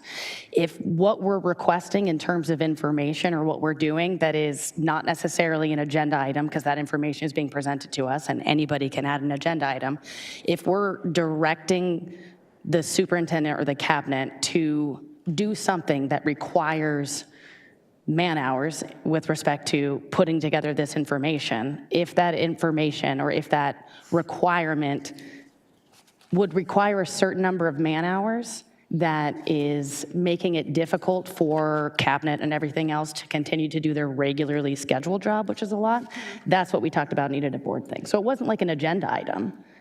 It was if we were making requests and the request required an exuberant amount of work, that request then has to come to the board rather than any individual board member being able to say, I would like a record of X, Y, and Z, or whatever the situation is. If they are reasonable requests, we do them. I don't even think we've had to do it. It was just if there was something that was being requested that was going to take an exuberant amount of time, and we had talked about it, but we never actually ended up doing that. And I don't remember for the life of me at this present moment in time what that specific thing was that we never ended up asking for. But the question came down to the amount of hours that it would take in order to do that very specific request. Because of the amount of hours, we have to decide as a board if that information is worth the man hours. And so it is in the protocols you guys approved in August. And so sometimes there'll be something and maybe we don't know how long it's going to take. So we need to come back and explain. You know, we've discovered this is going to take 25 hours of staff time. Is that something you want us to do? And we haven't done it, but it is a scenario that could happen, so. Yeah, okay, so I read it as like an agenda item, so it doesn't apply to that. But my concern there is then how do you expect the board to know the information? And so you say it's going to take 20 hours, staff hours to put that information together, but it's information that the board should be aware of. Mm-hmm. So do we just, because it's going to take so long, do we just as a board never get that information? Or, I mean, there has to be a workaround for that, because Sure. if I as a board member am asking a question, it's information that I think it's it's important for me to know as a board member. So how do we work around that, knowing, yes, it's going to take a long time, but it's also important for us as board members to have that information. Board Member Van Hook, the workaround around that is we would vote, and if we all agree that it's worth it, that's the functionality that's in place. The whole point is President because Wade, we the question I'm was still talking though for- for a second.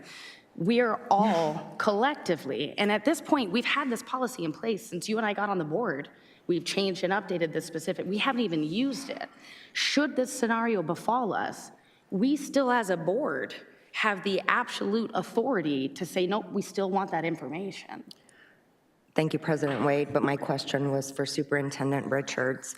So how do we, aside from the board doesn't vote to allow the admin to provide that information. So again, do we end up not getting the information because it's going to take a long time when it's something that we as a board should know? So I do believe that a lot of times it would apply to future agenda items, okay?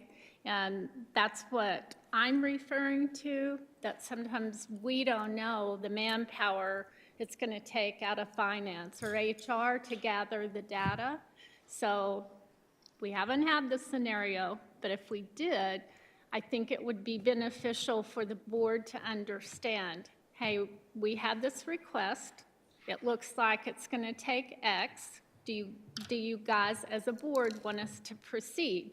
Do you want to modify the item, or do you not want to do it? It doesn't mean it's out or we say no, okay? It just means we're trying to say, hey, it's going to take more time than normal, you know? A few hours, we're used to that, so. Right, yeah, again, my concern is, yes, we haven't had that situation arise. We haven't had to make such vote. But in the future, if there is a situation and we're setting ourselves up to require a majority of board vote in order to obtain that information that we as a board should be privy to, then if we don't get a majority vote, then the board just doesn't get the information. I have concerns about that. Board Member Van Hook, I would like to express again, if it's something that the board should be privy to, there is no world in which we would vote to not. The idea, or what it feels like, or what I'm hearing you're saying, is if we're in a situation and if it gets to the vote, for whatever reason, and we put it to a vote, and the vote doesn't come down in the way in which the individual who wants the information does, that is part of the democratic system and the democratic process.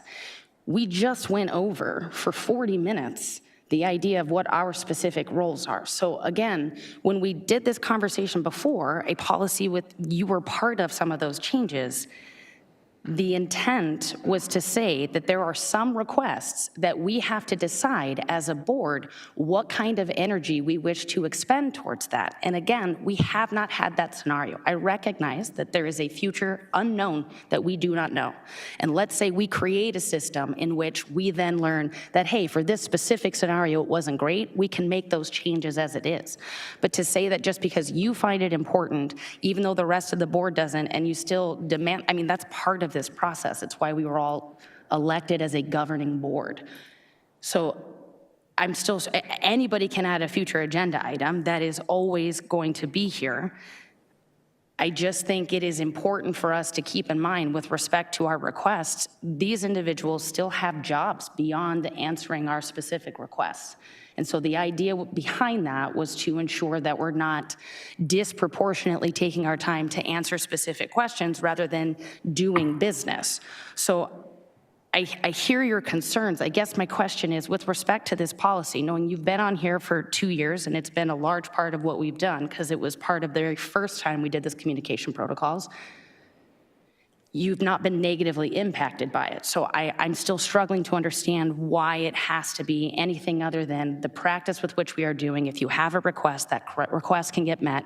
If that request is taking an exorbitant amount of time, we as a board have to decide that request because we are a governing body, not a single entity.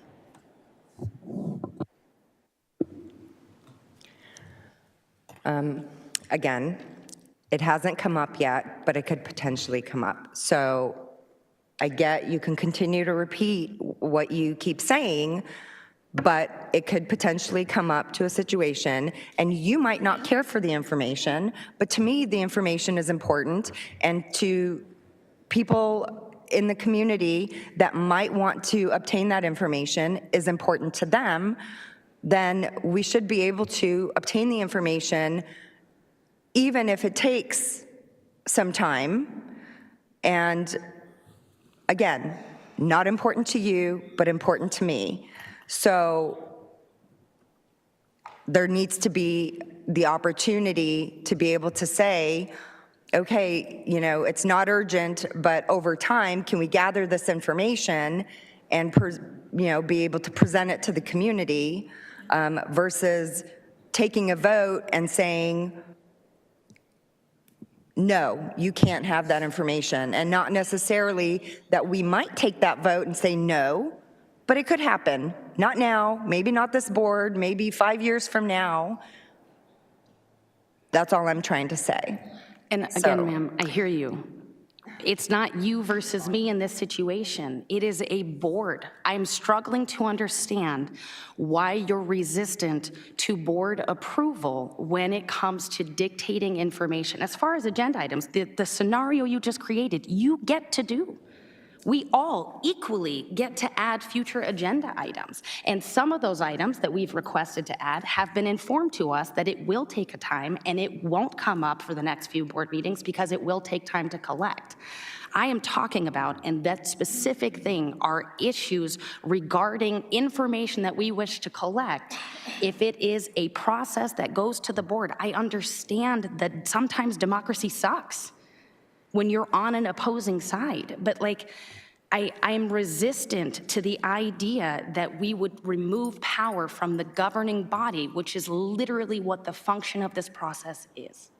That's all. We can move on. We, each individual board members, should be able to ask a question and get an answer. That shouldn't require democracy to get an answer from the entire board. That's all I'm saying. Thank you. We could move on. So, Board Member Van Hook and President Wade and the entire board, I think you have a cabinet here that is going to work very hard to supply the information, the agenda items that you request. And I have complete faith and trust that we're going to work together and work through these things. So, I only put that on there in case should it come up. And you're right, sometimes we don't turn around by the next board meeting because we need more time. And you guys have been extremely patient with that, and we do appreciate it. So I have faith in this Higley team, everybody in this room. So anything else that is a burning question or concern? It's a repetitive of what Ms. Bacon did, but I appreciate her coming and taking us through this training. So I think finance is ready to go, President Wade, so I will let you. Mr. Moore now has school finance presentation for us. Thank you, President Wade, members of the board. It wouldn't be a governing board meeting without a finance presentation. I'll try to be brief in this, but several board members have been through this presentation. This is my School Finance 101 presentation, where I attempt to simplify school finance, or at least break it down into an easier way to understand and maybe contemplate. It's especially kind of important for, again, our new board members who aren't particularly familiar with school finance, but it's also a good reminder for our current sitting board members, as a lot of this, I live and breathe it, but a lot of this can be omitted or forgotten, and it's ever changing. So with that, I'll go through this presentation. So just to start off, I just want to give a summary of school district funds. So first, the one that we've been talking about rather recently is our maintenance and operations budget. That budget limitation is formula generated, derived by ADM, and then the state base level support, so the per pupil amount. It's revenue sources, local property taxes, and then state aid. Our local property tax base does not support our total budgeted formula, and so we are supplemented by state aid. Our property tax individuals are not picking up our total budget in terms of property tax fees. So the uses: regular education, special education, pupil transportation, supplies, services. Those are some of the main uses. The district additional assistance, or better known as capital, is what we more or less refer to it as again, formula controlled. Just the last couple of years was restored to 100% funding, but it was in previous years during the recessionary cuts is reduced up to 70%. So again, local property tax funded. Again, our base is not high enough to fund that full appropriated amount, and so state aid comes in and picks up the difference. That, on the flip side, is used for textbooks, physical, tangible things, furniture, equipment, library, books, computers, etc. And at any point in this conversation, just like Ms. Bacon, just please stop me and ask your question. A couple more funds that I think are privy to the board: federal and state grants. Those are formula applications. So we have some of the big hitters are. I'm looking at my computer. Not this one. Thank you. It's formula application. The big federal and state grants that are privy to the district are one in Ms. Miller's department, IDA, that's to help support our special education. And then ESEA, or Title I, basically that's the other big one. With our demographics, our free and reduced percentage dictates a lot of the Title I funding, and so our free and reduced percentage is about 20%. So we are pretty high social economic status in the grand scheme of things. And so we do not get a large amount of funding via that application because, again, that's formula controlled by that derivative.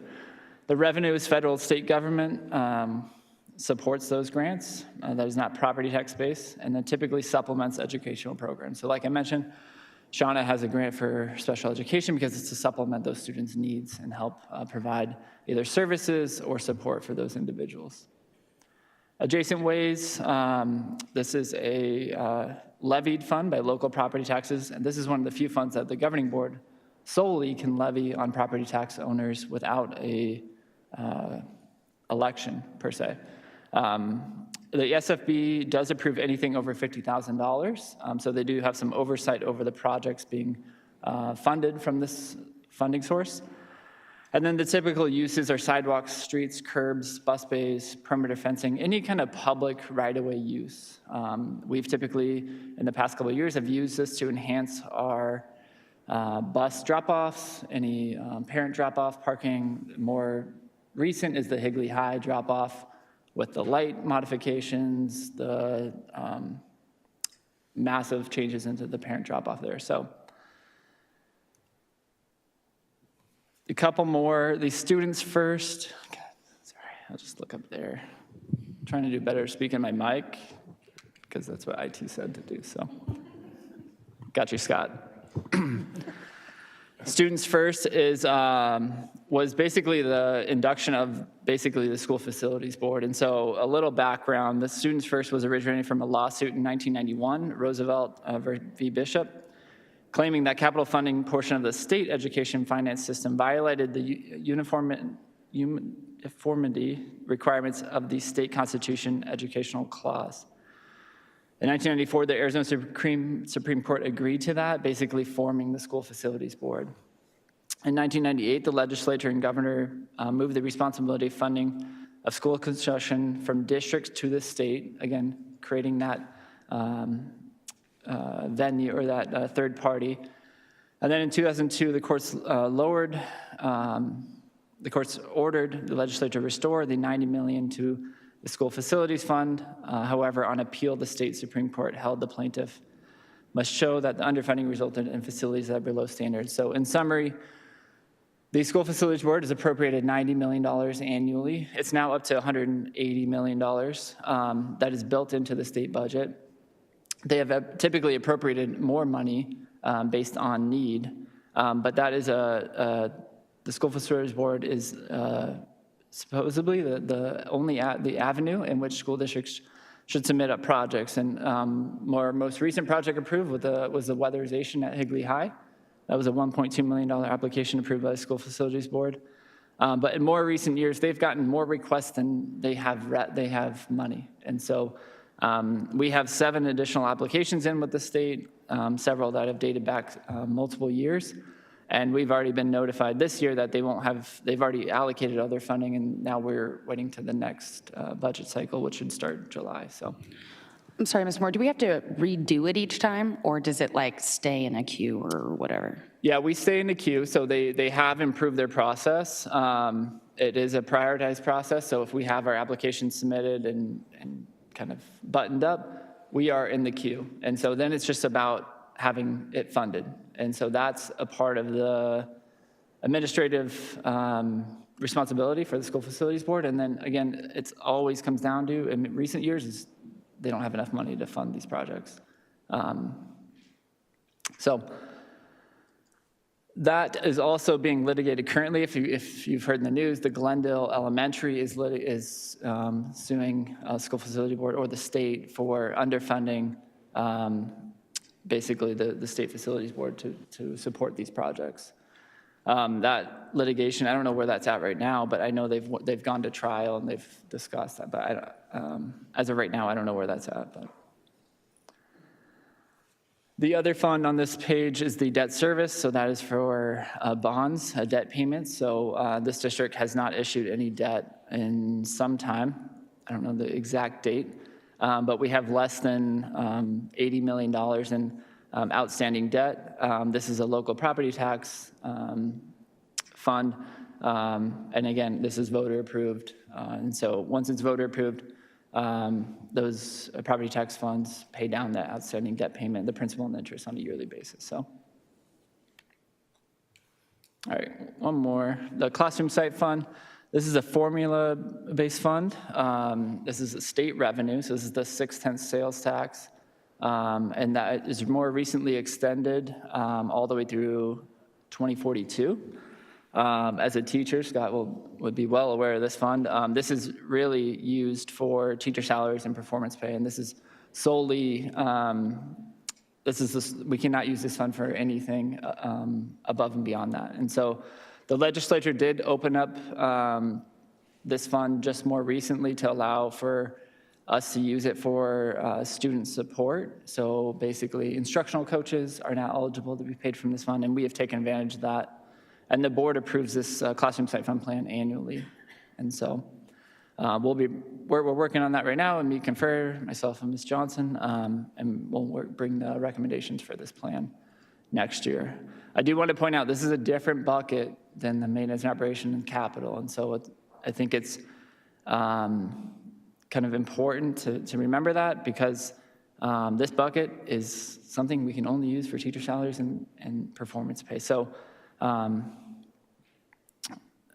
really restrictive in that sense. The other enterprise funds, special revenue funds, I've just put some of the main ones. These are based on basically the amount of revenue we capture, participation, user fees, so gate fees, for facilities rentals, rental revenue. These are some of the examples: food service fund, again, facility rental, summer school, athletics, bookstore. All these, whether they're school allocated or not, are based on the amount of revenue that we bring in.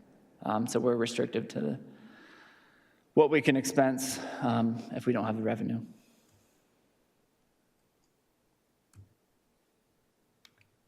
Okay.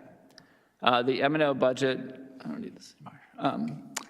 The M&O budget expenditure formula. So I wanted to break down the formula for M&O, just all the way down to the bones, kind of. So this formula takes into consideration, I will start at the top, our weighted student count. And again, so what I often bring forth in front of the board is unweighted student count in terms of ADM counts. But once I present the total general budget number, that takes into consideration all the weighted student count. And I'll come back to that on the next slide. We take the weighted student count times the base level amount. For our current year, that's $5,013 per student. And then we add in teacher experience index. This is actually the first year in probably Higley's history that we have now a teacher experience index above the state average, so we actually get an add-on. That equates to this year about $180,000. So our average teacher experience is over 9 years, and the state compensates you for that because typically your teachers, the more experienced, they're going to be higher paid. So we take those plus the non-federal audit expense. So our audit, we're required to do an audit annually, and the state pays us back for doing that audit. So that is added back in. That gets our base revenue control limit. We add in our transportation revenue control limit and our current miles. It's based on the miles kind of recorded, but our current transportation revenue control limit's about $1.2 million. We add that in. That gives you our RCL, and we'll get to our add-ons. But before that, this is the weighted student count. And so for every student that goes through these two criteria. And so on add-ons, preschool and K-8, preschool, for every preschool student, and for preschool, the only state funding we receive is for SPED preschool, so keep that in mind.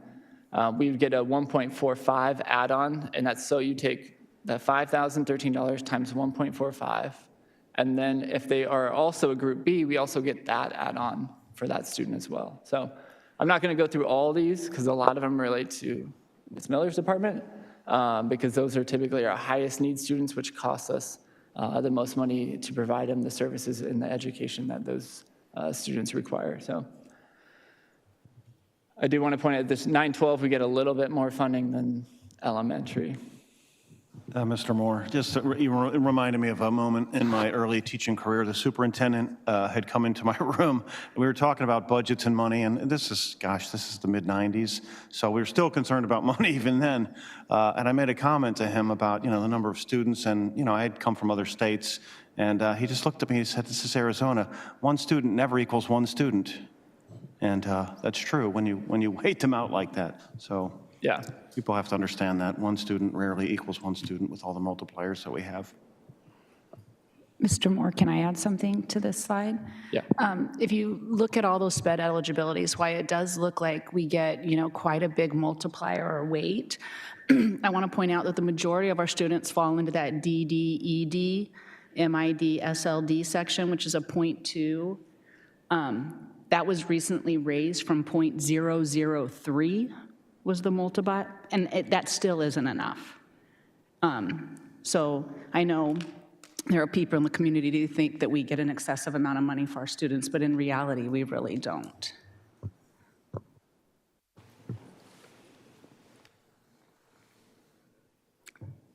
So talking about our add-ons, so again, separate from our state budget. So this is really our state budget formula. And this can be calculated again, looking at our student count, and then this would calculate our revenue control limit, which is our state-approved budget for the students we have. Any add-ons or adjustments to the M&O budget are in this category. And so some of the add-ons that we currently have, or the override, but we're phasing down, that is an add-on to our budget. DSAG is only applicable to some districts. Budget balance carry forward is an add-on. We don't have a tuition income. Some of these others are just add-ons to our state-approved budget. And so I think, Ms. Van Hoek, when I kind of present it as a deficit, right, I think, and again, I can change that language, but I'm taking our state-approved budget and running it through without the add-ons. And so when we add on, then yes, we're not in a true deficit, but we do have an operating deficit in terms of that year. So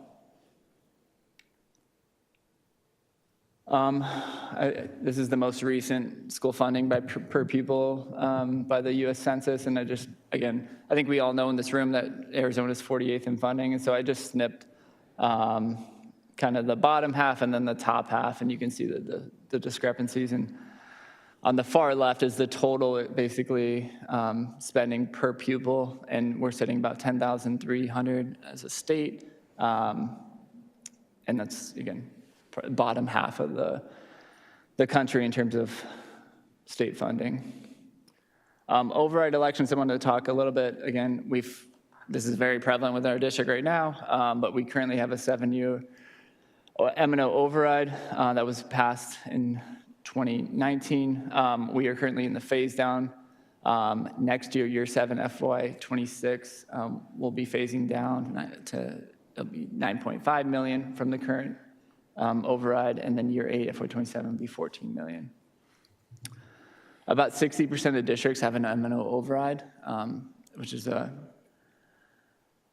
interesting point. I mean, a majority of those are Central and Maricopa County. Our extenuating districts on the rural counties do not typically have overrides. As any additional funding, those property taxes, they can't afford to take the additional add-on to support that override. Districts can also ask for a capital outlay override. Those are 7 years. They don't have a phase down, which is interesting. That's just, it would be straight. You're limited to only 10% of your RCL. And if the district were to consider that, that'd be approximately $8.5 million in additional capital funding. Talking a little bit about the capital outlay formula. Again, it's a formula controlled, so it takes our district unweighted ADM, and then those are the breakdowns of the amounts we get based on the grades that those students are in. So we're currently at $549 for preschool through 8, and then $600 for 9-12, and we get a high school textbook add-on of $84 per student. That equals, right now, currently, we get about $7.3 million in capital funding for our district. I do want to point out, charters have a different formula. They get annual inflation increases on their charter additional assistance, which is the equivalent of district additional assistance.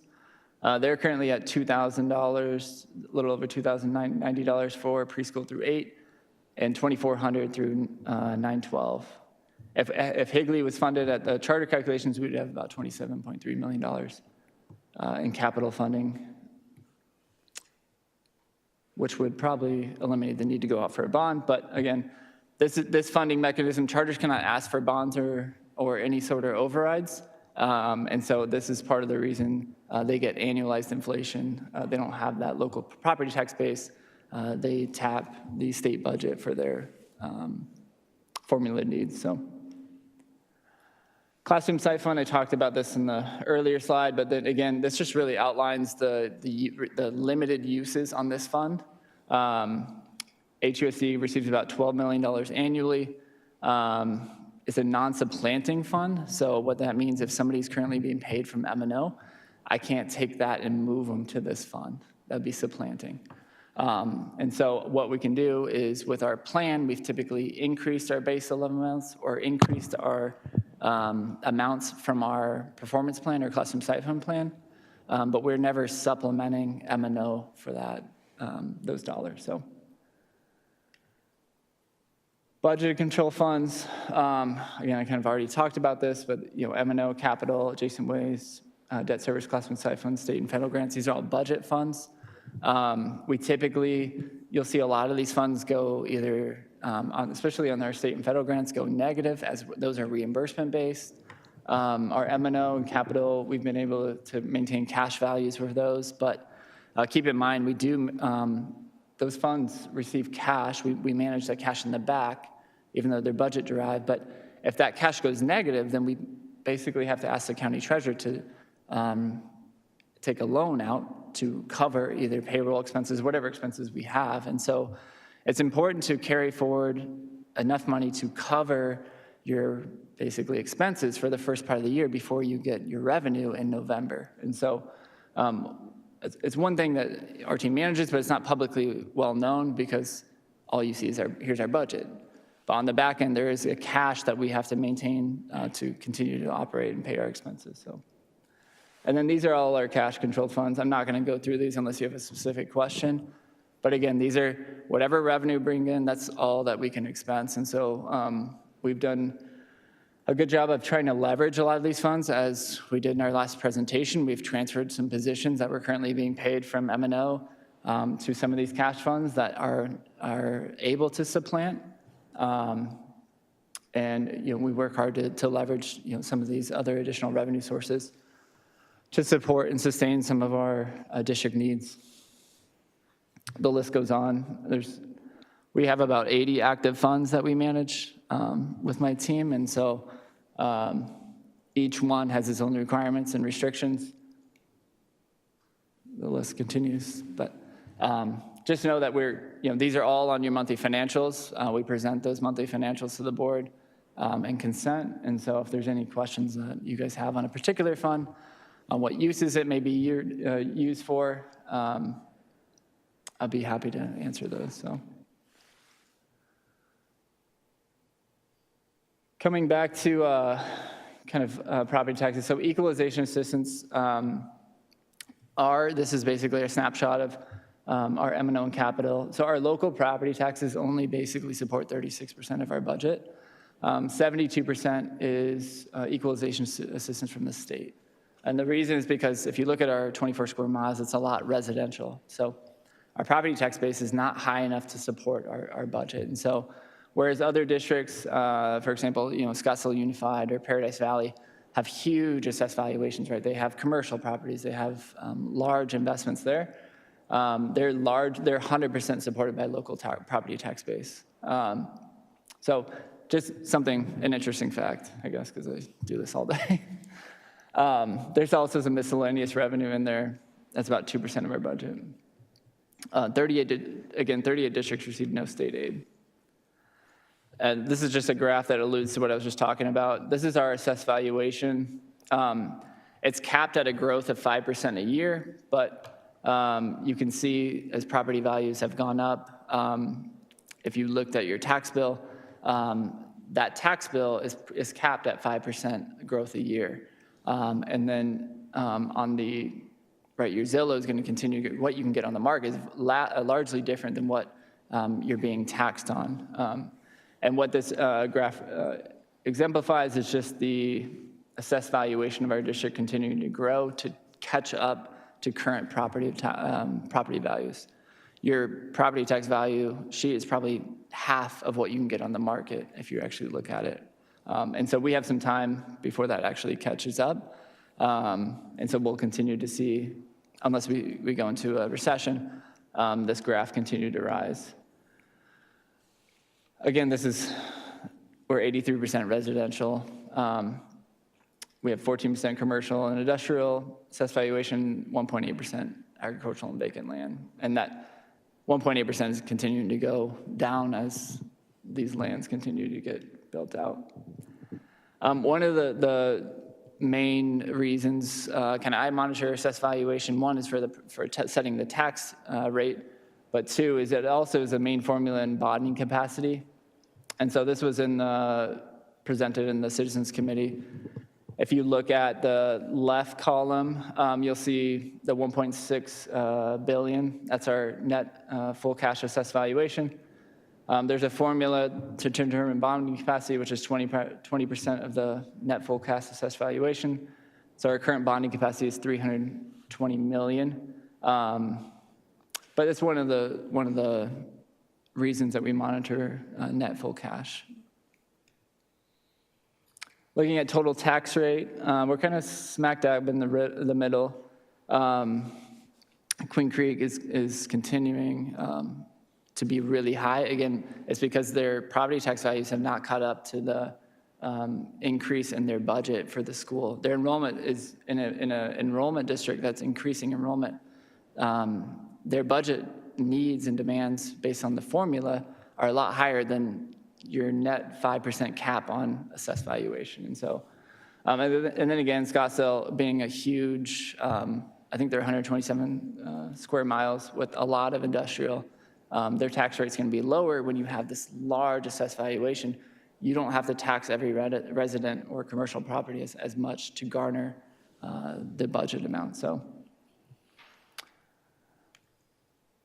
and then I put in here the classroom spending report. This is a report that's provided by the Attorney General's office based on our annual financial report.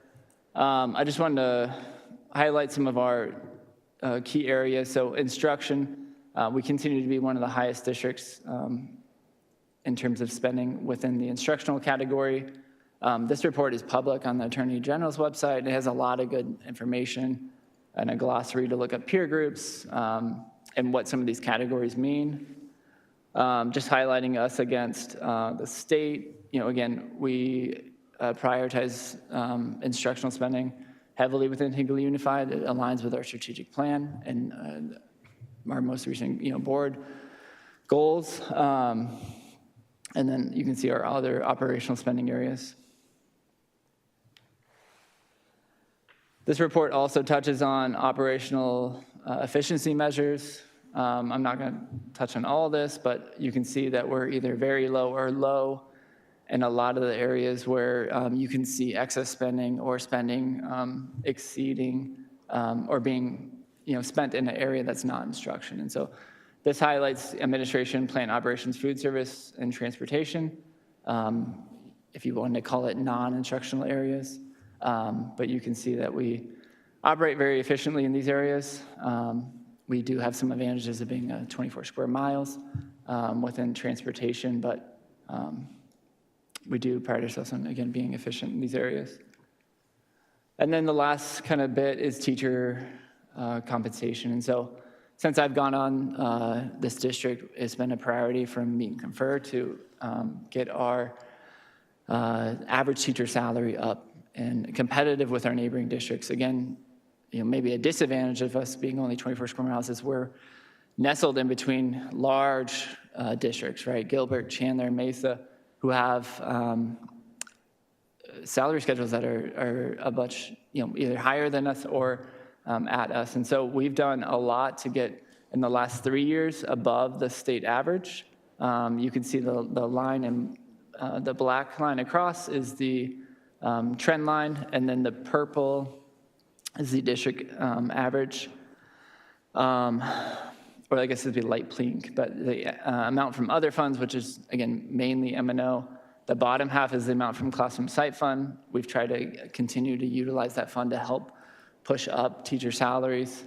And then you can see the state average. I guess the state average is the black line, sorry. And us being above it for the last 3 fiscal years, so. And that's it. It's kind of a snapshot of some key areas I thought that would be important for the board. And so if there's any questions, I'd be happy to answer any.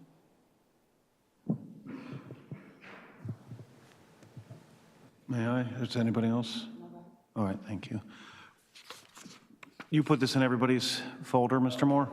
Yeah, just maybe for Ms. Jarman. I don't know if you already saw this one or not, but this is a really handy one. If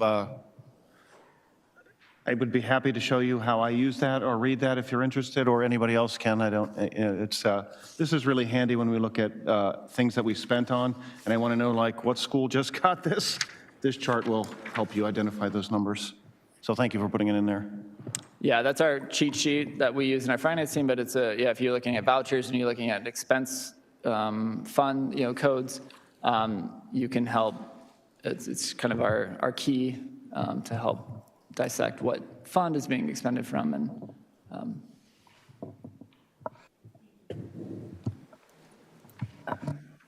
board members, I just went blank. Jarman,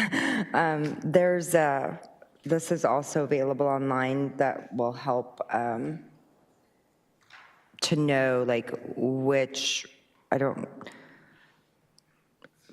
ones are restricted and which ones you can utilize funds out of. So I can show you where you can find that as well. Thank you. Thank you, Mr. Moore. Does anybody else have any comments? All right, moving on. Future agenda items. Does anyone have any requests for future agenda items? I'm going to add the public comment thing that we talked about earlier, and the start time, because I feel like by the time next meeting rolls around, that'll have given us a month to get some community feedback, and then we can do that. Does anybody else have any requests for future agenda items? What about the athletic? Was that in status? Did you guys talk about that? We're currently, President Wade, working on that. Mr. Lawson-Huzzer's working with the schools and the surrounding districts, and yes, Yeah. we'll have that. Yeah, we can provide you an update. We've already reached out to Gilbert about what they're doing and seeing what those look at. Yeah, currently it looks like these are K-8 programs, not high school programs, but there's some opportunity there, and if it's a good idea, then I want to embrace it and look forward. And so we'll give you an update in status, and then if we need to come back in an information item to present it publicly, we're welcome to do that too. Yeah. The question then just becomes, how do we change processes or add something to after having already gone through a course guide process, but we can cross that bridge when we get there. Thank you. President Wade, it's not on here, but I'd like for your cabinet to bring you an update on the strategic plan and goals, because we had said we were going to do that quarterly. Okay. All right then. I motion to adjourn this meeting. Second. Thank you. Ms. Jarman seconded. All those in favor? Aye. Aye. All those opposed? Motion passes 5-0. And thank you, Drive everyone, safe, for staying everybody. late.